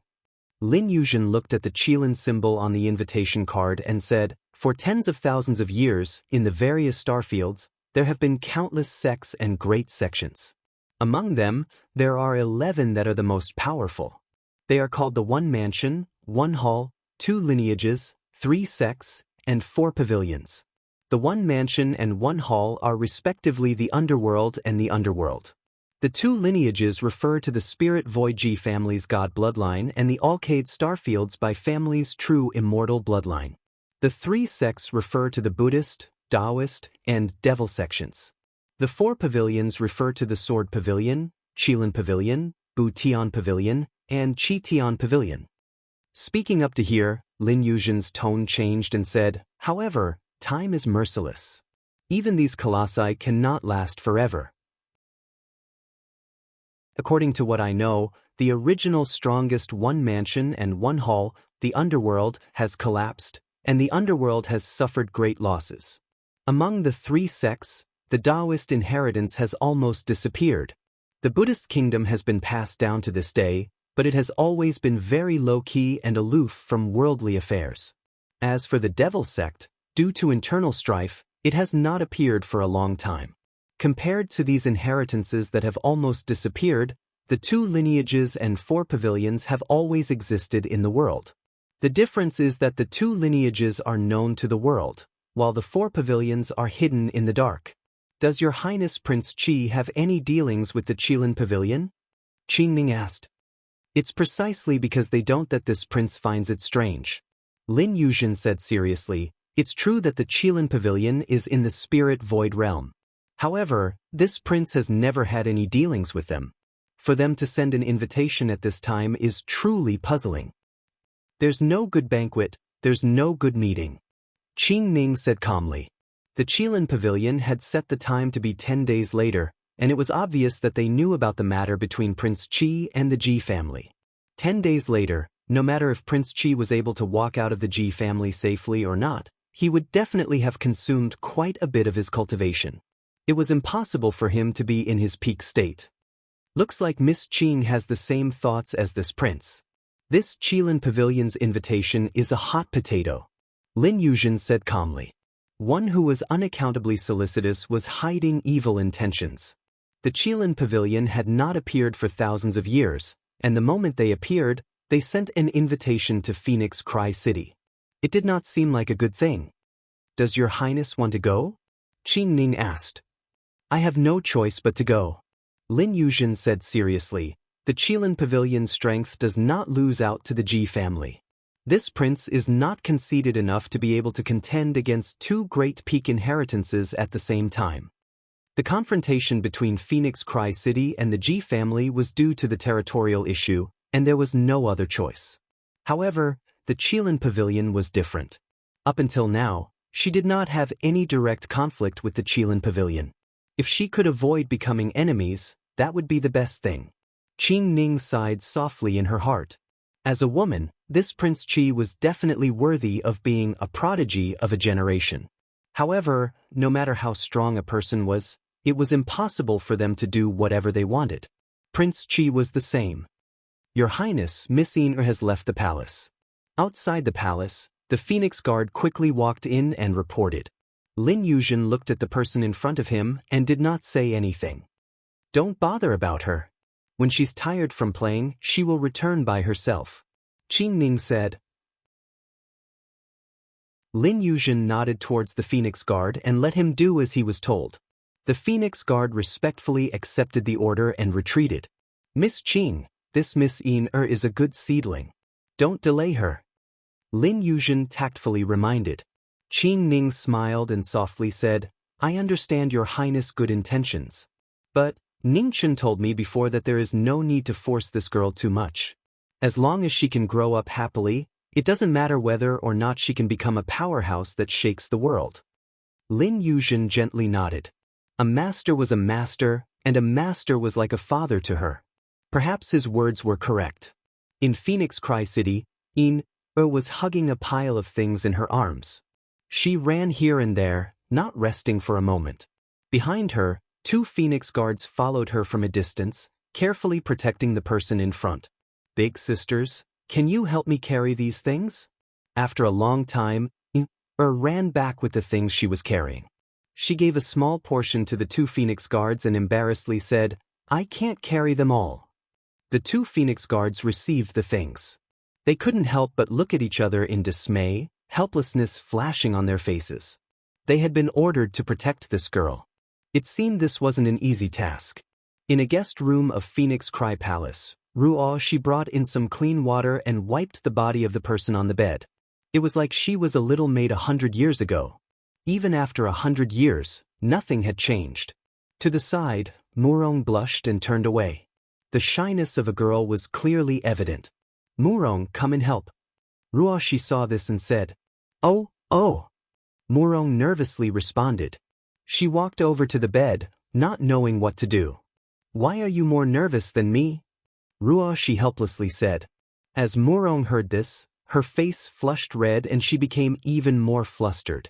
Help me lift up the young master. Don't wet the bed. Ruo she urged. Murong sat on the edge of the bed and helped the man up. For a time, she didn't know where to look. Half an hour's time felt like half a year to Murong. Half an hour later, Ruo she finished wiping Ningchen's body and helped him put on his clothes. Only then did Murong she let out a long sigh of relief. At this time, outside the room, the door creaked open and Tia ran in. As she saw the situation in the room, she immediately cried out in alarm and covered her eyes with her hands. Crush, crush. The pile of things in the little girl's arms fell to the ground, spilling everywhere. What are you shouting for? I've finished wiping him. Ruo she stepped forward and knocked on the former's head. Her opened her eyes and saw that her master was indeed dressed. She giggled and squatted down to pick up her things. Ruo she carried the water out of the room. Murong stepped forward and squatted down to help pick up the things. She asked, "Where is your big sister Qin Ning?" "She's discussing something with Prince Qi." Yin thought for a moment. Murong nodded and whispered, 10 days from now, you must protect your master well. Don't lose him again." Nodded vigorously, "I will." Murong gently smiled. She picked up the last of the things and placed them in the little girl's arms. Then she stood up. She hoped that this time, Sir Ning would truly wake up. Then, even if she died, she would be able to rest in peace. Chapter 805. Phoenix Cry Palace. Time passed day after day. In the blink of an eye, 10 days had passed. The entire atmosphere of Phoenix Cry Palace became solemn. As the sun rose, Lin Yuzhen walked out from Phoenix Cry Palace. Her hair was tied up and she held a divine sword in her hand. She was handsome and heroic, revealing the calmness and strength of a king. From the side, pushed a wheelchair forward.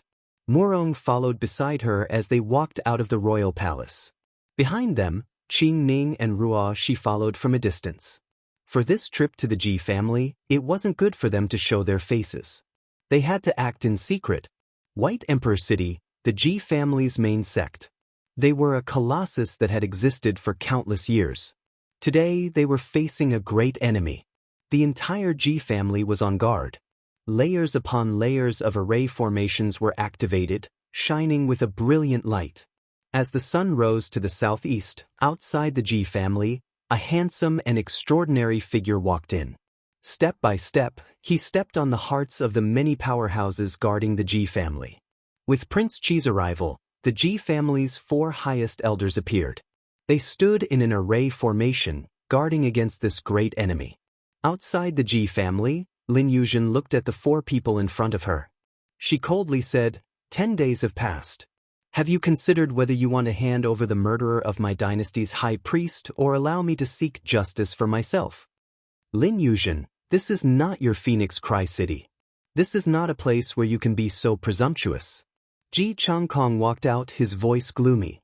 So, you won't hand it over? As she spoke, true essence surged around Lin Yuzhen's body. The powerful pressure swept out. Immediately, the skies above White Emperor City changed and the sun lost its color. Behind her, Murong followed close behind. She was actually the calmest of the 4. 10 miles away, within White Emperor City, Yin pushed Ning Chen's wheelchair as she looked at the Ji family battle in the distance. Her face flashed with nervousness. Not too far away, Qin Ning and Ruo she were silently watching, waiting for the great battle to begin. At the same time, in different places, the void fluctuated and figures appeared one after another. All the influences had arrived, waiting to witness Prince Qi's battle to topple the undefeated legend of the Ji family. Pavilion Master, didn't you say you were going to the Buddhist kingdom? Why did you come here first? 8,000 miles away, in the distorted void, Hong Luan asked the man beside her. I received news that our debtor is going to challenge the Ji family alone. This Tower Master naturally has to come and take a look. If she dies, who will this Tower Master look for to get the money she owes? The Dawn Moon Tower Master said with a light smile. Does Pavilion Master believe that Prince Qi will lose? Hong Luan was puzzled. That's not it. The Dawn Moon Tower Mistress shook her head and said, that woman, Lin Yuzhen, is ridiculously strong. In a head-on battle, no one in the Ji clan other than the Sacred Master can last more than 100 moves against her. However, aristocratic clans are very complicated. Who knows if the Ji clan's divine bloodline has any hidden trump cards? So many people are paying attention to this battle. The Ji family shouldn't use any underhanded methods, right? Hong Luan asked seriously. The trump cards I'm talking about aren't sinister methods, but those old monsters that can't see the light of day in the depths of the Ji family. Let's see how far Lin Yuzhen can force the Ji family. said the Dawn Moon Pavilion's master. As the two of them spoke, in front of the Ji family's formation, Lin Yuzhen released her cultivation. A powerful pressure swept out in all directions, causing the skies to change color. Murong, follow behind me. Don't go more than 100 steps, Lin Yuzhen warned. Yes. Murong nodded and agreed softly. Let's go. With that, Lin Yuzhen's figure flashed, and she rushed into the Ji family's formation. Murong quickly followed. Although she had lost her cultivation, she could still keep up within 100 steps. Oh, who is that? 1,000 miles away, the Dawn Moon Tower mistress narrowed her eyes at the woman following behind Lin Yuzhen. Who was this person? She actually dared to enter the formation with Prince Qi. Did she have a death wish? Within the Ji family, Prince Qi had entered the formation, and the 4 Grand Elders had joined forces to obstruct him. Lin Yuzhen fought the 4 Grand Elders alone, and her figure moved with the momentum of a thunderbolt as she fought the 4 Grand Elders of the Ji family. After exchanging 10 moves, the formation constantly flickered and shook violently. Their palms collided, causing shockwaves to roar through the heavens. You think you're the only ones who can stop me? How naive. Lin Yuzhen's figure flipped, and she withdrew from the battle. Her slender hand transformed into wind and lightning. In an instant, heavenly lightning surged and gales roared as she charged at the 4 Grand Elders. Their expressions changed, and they joined hands to block the attack. With a loud bang, they all retreated.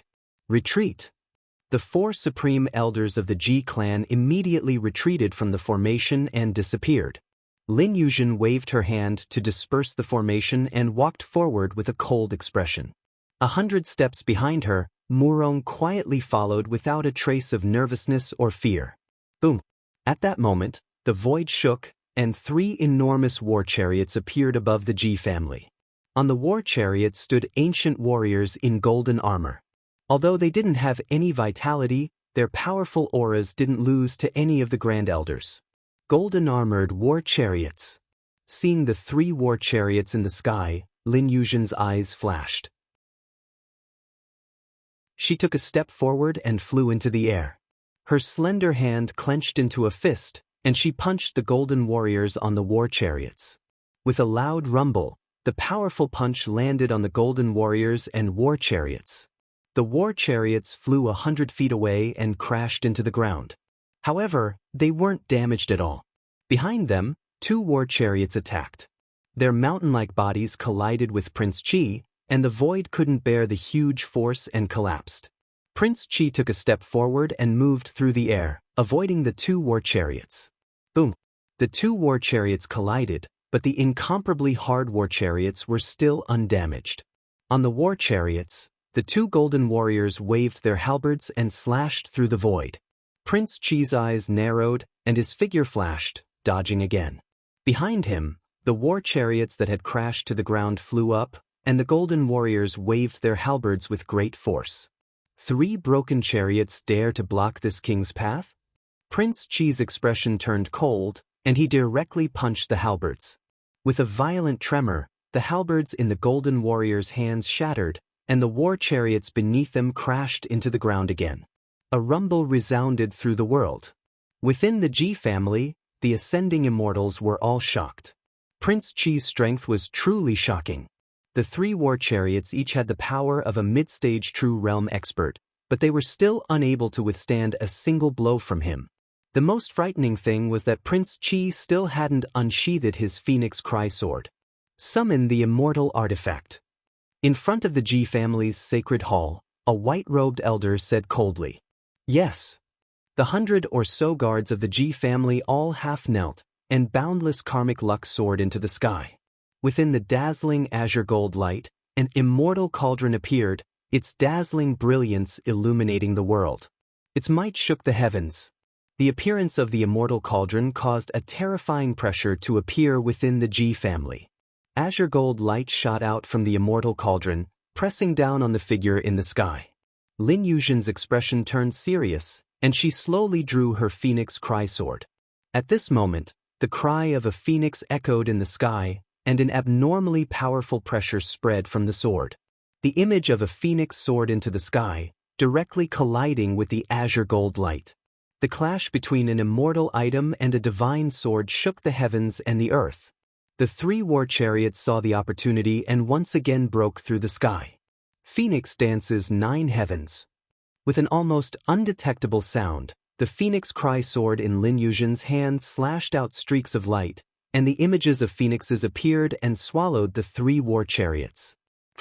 The phoenixes charged, and the sword light split the world. The unstoppable divine sword cut the 3 war chariots in half, and with several thumps, the wreckage fell to the ground, kicking up a cloud of dust. Buzz. In the sky, the light of the immortal cauldron shone again, and the azure gold light shone brightly. From the engraved runes, an illusory war god appeared, waving his halberd and slashing at the king in the sky. The sword and halberd collided, and the flowing light shook. Lin Yuzhen flipped her palm and pushed back the illusory war god in front of her. Her eyes turned cold, and her sword moved, causing the wind and thunder to howl, splitting the sky and earth. The illusory war god waved his halberd to meet the divine sword head-on. The vibration sounded, and the figure became even more illusory. In the sky, streaks of light shot out from the immortal cauldron, and each of them had the power of 10,000 pounds, and they fell from the sky. Lin Yuzhen clenched her palm into a fist, and with a punch, she scattered the azure gold light near her. Suddenly, her expression changed, and she hurriedly looked behind her. In the aftermath of the vibration, an azure gold light fell from the sky, and swept toward Murong, who was behind her. Lin Yuzhen's eyes darkened, and her figure quickly turned back, waving her sword to meet the divine power head-on. Boom, boom, boom, the old force was used up, and the moment when Lin Yuzhen could not recover her energy, blood flowed from the corner of her mouth, staining it red for the first time. Kill! In the sacred palace, the white-robed Ji family grand elder said coldly. At his command, figures flashed past one after another. 4 grand elders and 11 peak corporeal realm experts joined forces to kill. Outside the Ji family's battlefield, more than 100 experts activated their powers, supporting the Ji family's immortal artifact and suppressing Prince Ji's power. What is this woman thinking? 1,000 miles away, the Dawn Moon Tower Master frowned as she watched the battle from afar. It was strange that she dared to bring a burden when fighting against a colossus like the Ji family. Murong, be careful. In the battle, Lin Yuzhen looked at the immortal cauldron in the sky with a serious expression. Okay. Murong nodded, and followed even closer. Amidst the azure gold light, the 4 grand elders of the Ji family joined forces, and behind them, 11 peak corporeal realm experts followed. The vast power was like clouds covering the sun, and it was so heavy that it was difficult to breathe. Lin Yuzhen did not dodge. Her sword condensed vast origin, and her body surged with lightning as she faced the joint forces of the grand elders head-on. In front of the Ji family's sacred palace, the Ji family grand elder looked at the brave figures in the battle. A moment later, his gaze shifted to the woman behind Prince Ji, and a cold smile appeared on his face. He raised his right hand, and immediately, the immortal cauldron in the sky hummed, and a beautiful waterfall of light fell, slashing toward the ladder. Despicable! Lin Yuzhen felt it, and her expression changed. She pushed back everyone with her sword, and arrived in front of Murong. She raised her sword and blocked the immortal pressure. A pool of blood splashed out, dyeing her clothes red, and the Phoenix Cry sword was dyed red. It was very dazzling. Your sins are unforgivable. Furrowing her eyebrows, Lin Yuzhen raised her hand to wipe off the blood at the corner of her mouth. Killing intent exploded from her body, and at that moment, an aura visible to the naked eye surged. On the Phoenix Cry sword, streaks of blood-colored light surged out, and an ancient power surged out. The cry of the Phoenix soared into the sky. Phoenix radiance returns to origin, 3 lights open a path. Extreme power appeared, and the Phoenix broke through the sky. Its terrifying power directly collided with the immortal artifact in the sky. 10 miles away from the battle, in front of Yin Ji Ming, who was dressed in plain clothes, was silently lying in a wheelchair. His body that had been unresponsive all this time suddenly moved his right hand. It was so slight that even Ino, who was close by, did not notice it.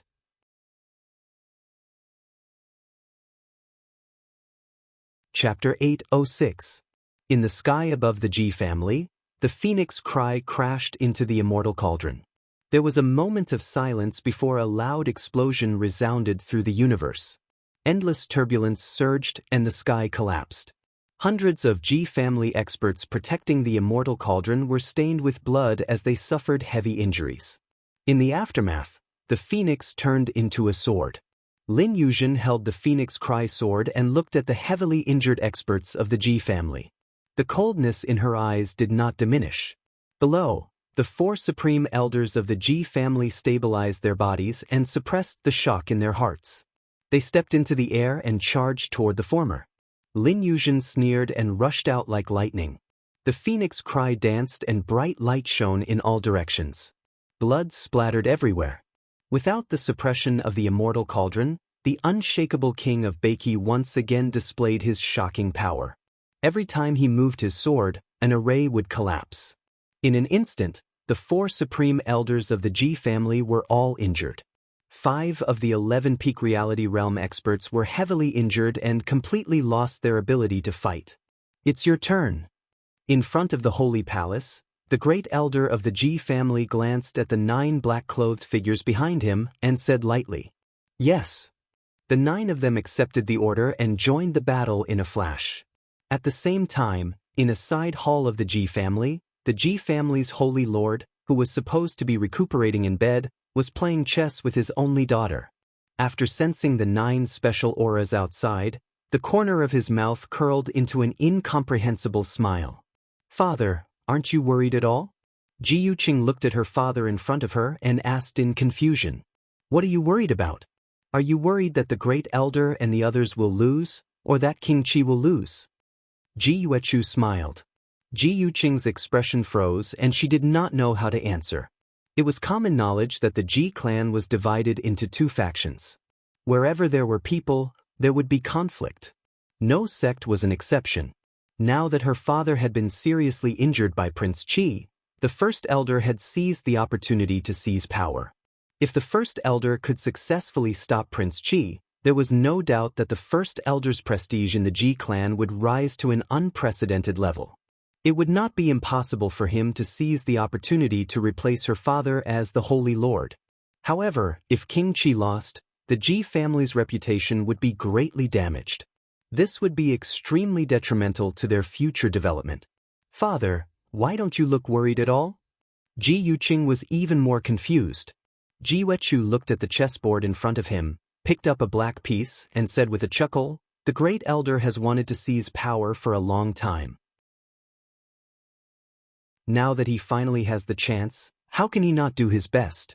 However, that Prince Qi is not an easy person to deal with. It will be difficult for the great elder to stop her." Lin Yuzhen had the answer she wanted, and so did he. The death of the high priest of Beiki was just a trigger. He really wanted to see what kind of level the guardian king of Beiki could reach. As soon as the black go piece was placed, the situation of the entire board changed instantly. The dragon was revived and revealed its ferocity. 9 black-clothed experts appeared in the battle of the Ji family. They were all half-step True Realm experts, so they didn't stand out in the battle of True Realm experts. However, after seeing the 9 people appear, the expressions of the 4 Ji family's grand exalts froze. Clearly, they knew how terrifying the 9 people were. Kill. As soon as the word "kill" was uttered, the 9 black-clothed cultivators were surrounded by black mist. Chains extended horizontally and vertically, locking down the figure in the air. Meditation cultivators. In the void, Lin Yuzhen saw the black mist surrounding the 9 people. Her face turned cold as she swung her sword, breaking the chains that were close to her. As a descendant of the divine bloodline, the Ji family actually cultivates the evil arts of the Hall of the Dead. This is really an eye-opener for me. Lin Yuzhen looked at the white-robed elder in front of the holy temple in the distance and said coldly, "Power is never divided into good and evil. The only difference is the person who uses it. Prince Chi, if you surrender now, I will spare your life, the great elder of the Ji family said lightly. Let's see if you have the ability to do so. Lin Yuzhen said coldly. The vital energy around her rose to the extreme, and her aura soared into the sky, stirring up the wind and clouds. Clatter! The sound of chains rang out again as the 9 figures rose into the air. Chains made of black mist broke through the air and sealed the entire void, leaving no gaps. Death, fire, burial! The 9 people shouted. Black underworld flames spread out from the crisscrossing chains that filled the sky, burning the heavens and splitting the earth, turning the void into a sea of black flames.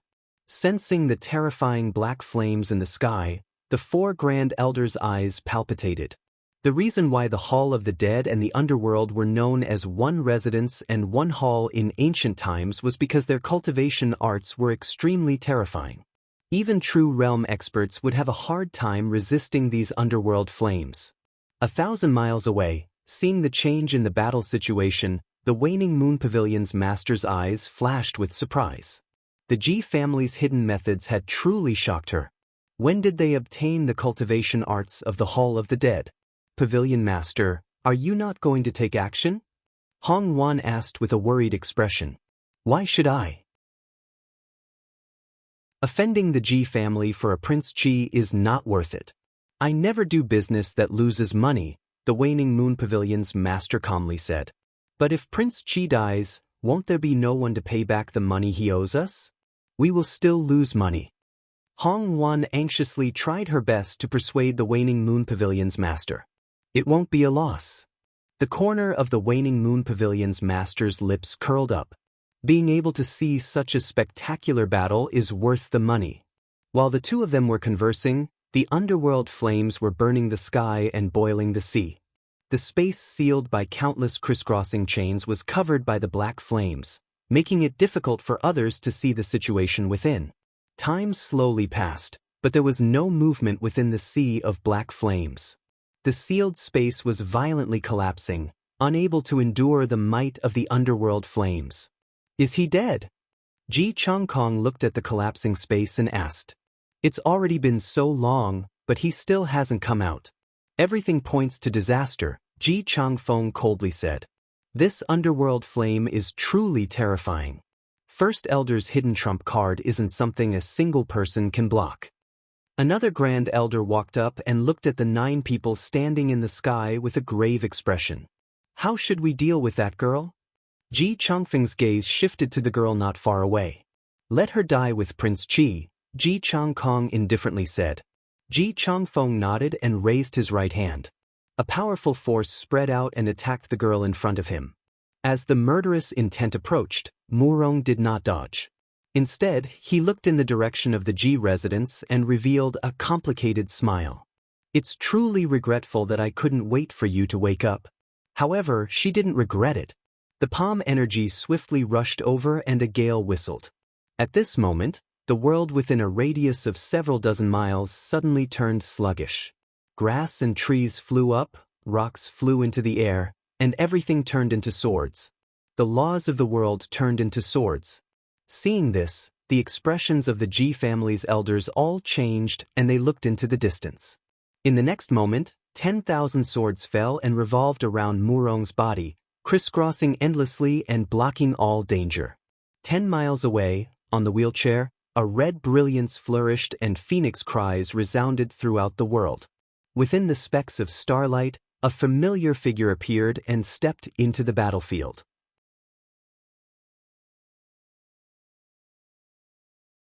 Chapter 807.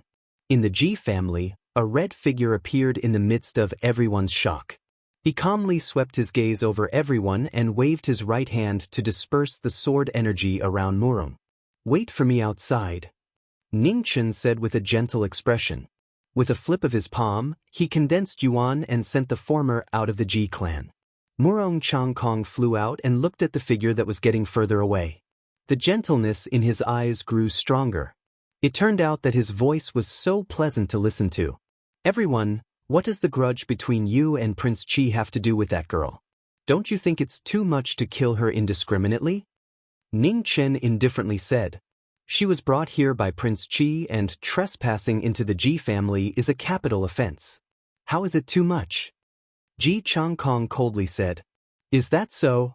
Ning Chen narrowed his eyes and said, I was also brought here by Prince Qi and trespassed into the Ji family. Should I also die as an apology? If you want to die, we'll fulfill your wish. Ji Changkong took a step forward with murderous intent in his eyes. Understood. Ning Chen softly replied and looked at the black flames in the sky. Prince Qi, are you still not coming out? I've been waiting for you for a long time, Brother Ning. Before he finished speaking, the wind and clouds in the sea of black flames swirled and a handsome figure walked out.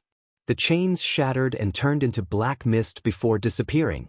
The 4 grand elders of the Ji family were shocked. How could Prince Qi come out unscathed?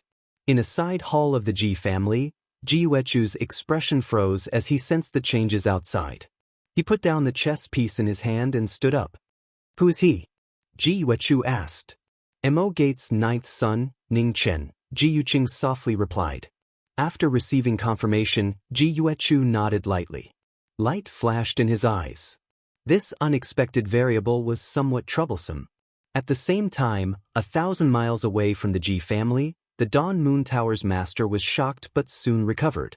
Hong Yuan, let's go, she said. Hong Yuan recovered from her shock and asked, Are we not going to continue watching? No need, the outcome is already decided. The Dawn Moon Tavern master said and turned to leave. Prince Qi and Marquis Jiming were not enough for the Ji clan. If they were to force the issue, the price they would have to pay would be unimaginable. The Ji clan would not make such a stupid choice. He didn't know much about Prince Qi's trump cards, but he knew quite a bit about the Marquis. If he angered this guy, even the Ji clan, one of the 2 branches of the divine bloodline, would lose a layer of skin. In the Ji family, Lin Yuzhen walked out of the sea of fire. Looking at the figures below, she calmly said, How is it? Do you need me to lend you my sword? No need. Ning Chen shook his head and looked behind him. He said, Lend your sword to master. 5 kilometers away, Yin reluctantly took out her vermilion sword. She loosened her grip and warned, Don't break it. If it breaks, I'll compensate you with a better one. Ning Chen made a grabbing motion with his right hand, and a red light flew out. The moment the red sword entered his hand, it was overflowing with brilliance, and the power of the sword was greatly enhanced. Lin Yuzhen's gaze swept across the 9 black-clothed men and the 4 grand elders of the Ji clan. She said, How about we switch opponents? You deal with these 9 sneaky fellows. Sure. Ning Chen nodded. His silhouette flashed as he appeared in the air. Finish this quickly. I still have a banquet to attend, so I'm very busy, said Lin Yuzhen calmly. Ning Chen nodded and looked at the 9 black-clothed figures. It'll be over quickly. Dealing with them won't take too much effort. Lin Yuzhen smiled and didn't say anything else. Her figure flashed and she appeared in front of the 4 grand elders of the Ji clan. The taste of bullying with numbers is really not bad. Everyone, let the battle begin again. Lin Yuzhen softly said. An instant later, she shot out like lightning. She slashed out with the cry of a phoenix, and her divine power swept out. The 4 grand elders joined hands to block her sword. With a boom, they were all forced back several steps. Seeing the change in the battle, the 9 black-clothed men didn't dare to delay any longer. Chains shot out from their bodies, forming an inescapable net that locked the red-clothed youth in front of them. In an instant, the nether flame appeared once more, and the crisscrossing chains filled the sky. Flames are the best way to purify filth, but they shouldn't be used by you. Ning Chen raised his hand and grabbed the chains. Ignoring the nether flame, he chopped down with his sword. With a bang, all the chains were severed. The fragments of the chains gradually disappeared along with the black nether flame. The nether flame that even true realms didn't dare to touch was actually unable to do anything to the former. In front of the sacred palace, shock flashed across the Ji clan's grand elder's face. But why was it like this? Without the protection of the nether flame, the 9 half-step true realm black-clothed men were like fangless beasts. They could no longer bare their fangs and brandish their claws. Sword light flashed, and the sky was dyed red. It was so fast that people couldn't even see its afterimage. When the red-clothed youth appeared again, he was already in front of the Ji clan's sacred palace. Behind him, blood spurted out like rain. The heads of the 9 black-clothed figures flew into the air. Even in death, they didn't see what had happened. I'll tell you why. Ningchen looked at the shocked white-clothed elder in front of him and said calmly, "When have you ever heard of a phoenix fearing flames? Nether flame is just a flame with a slightly higher temperature."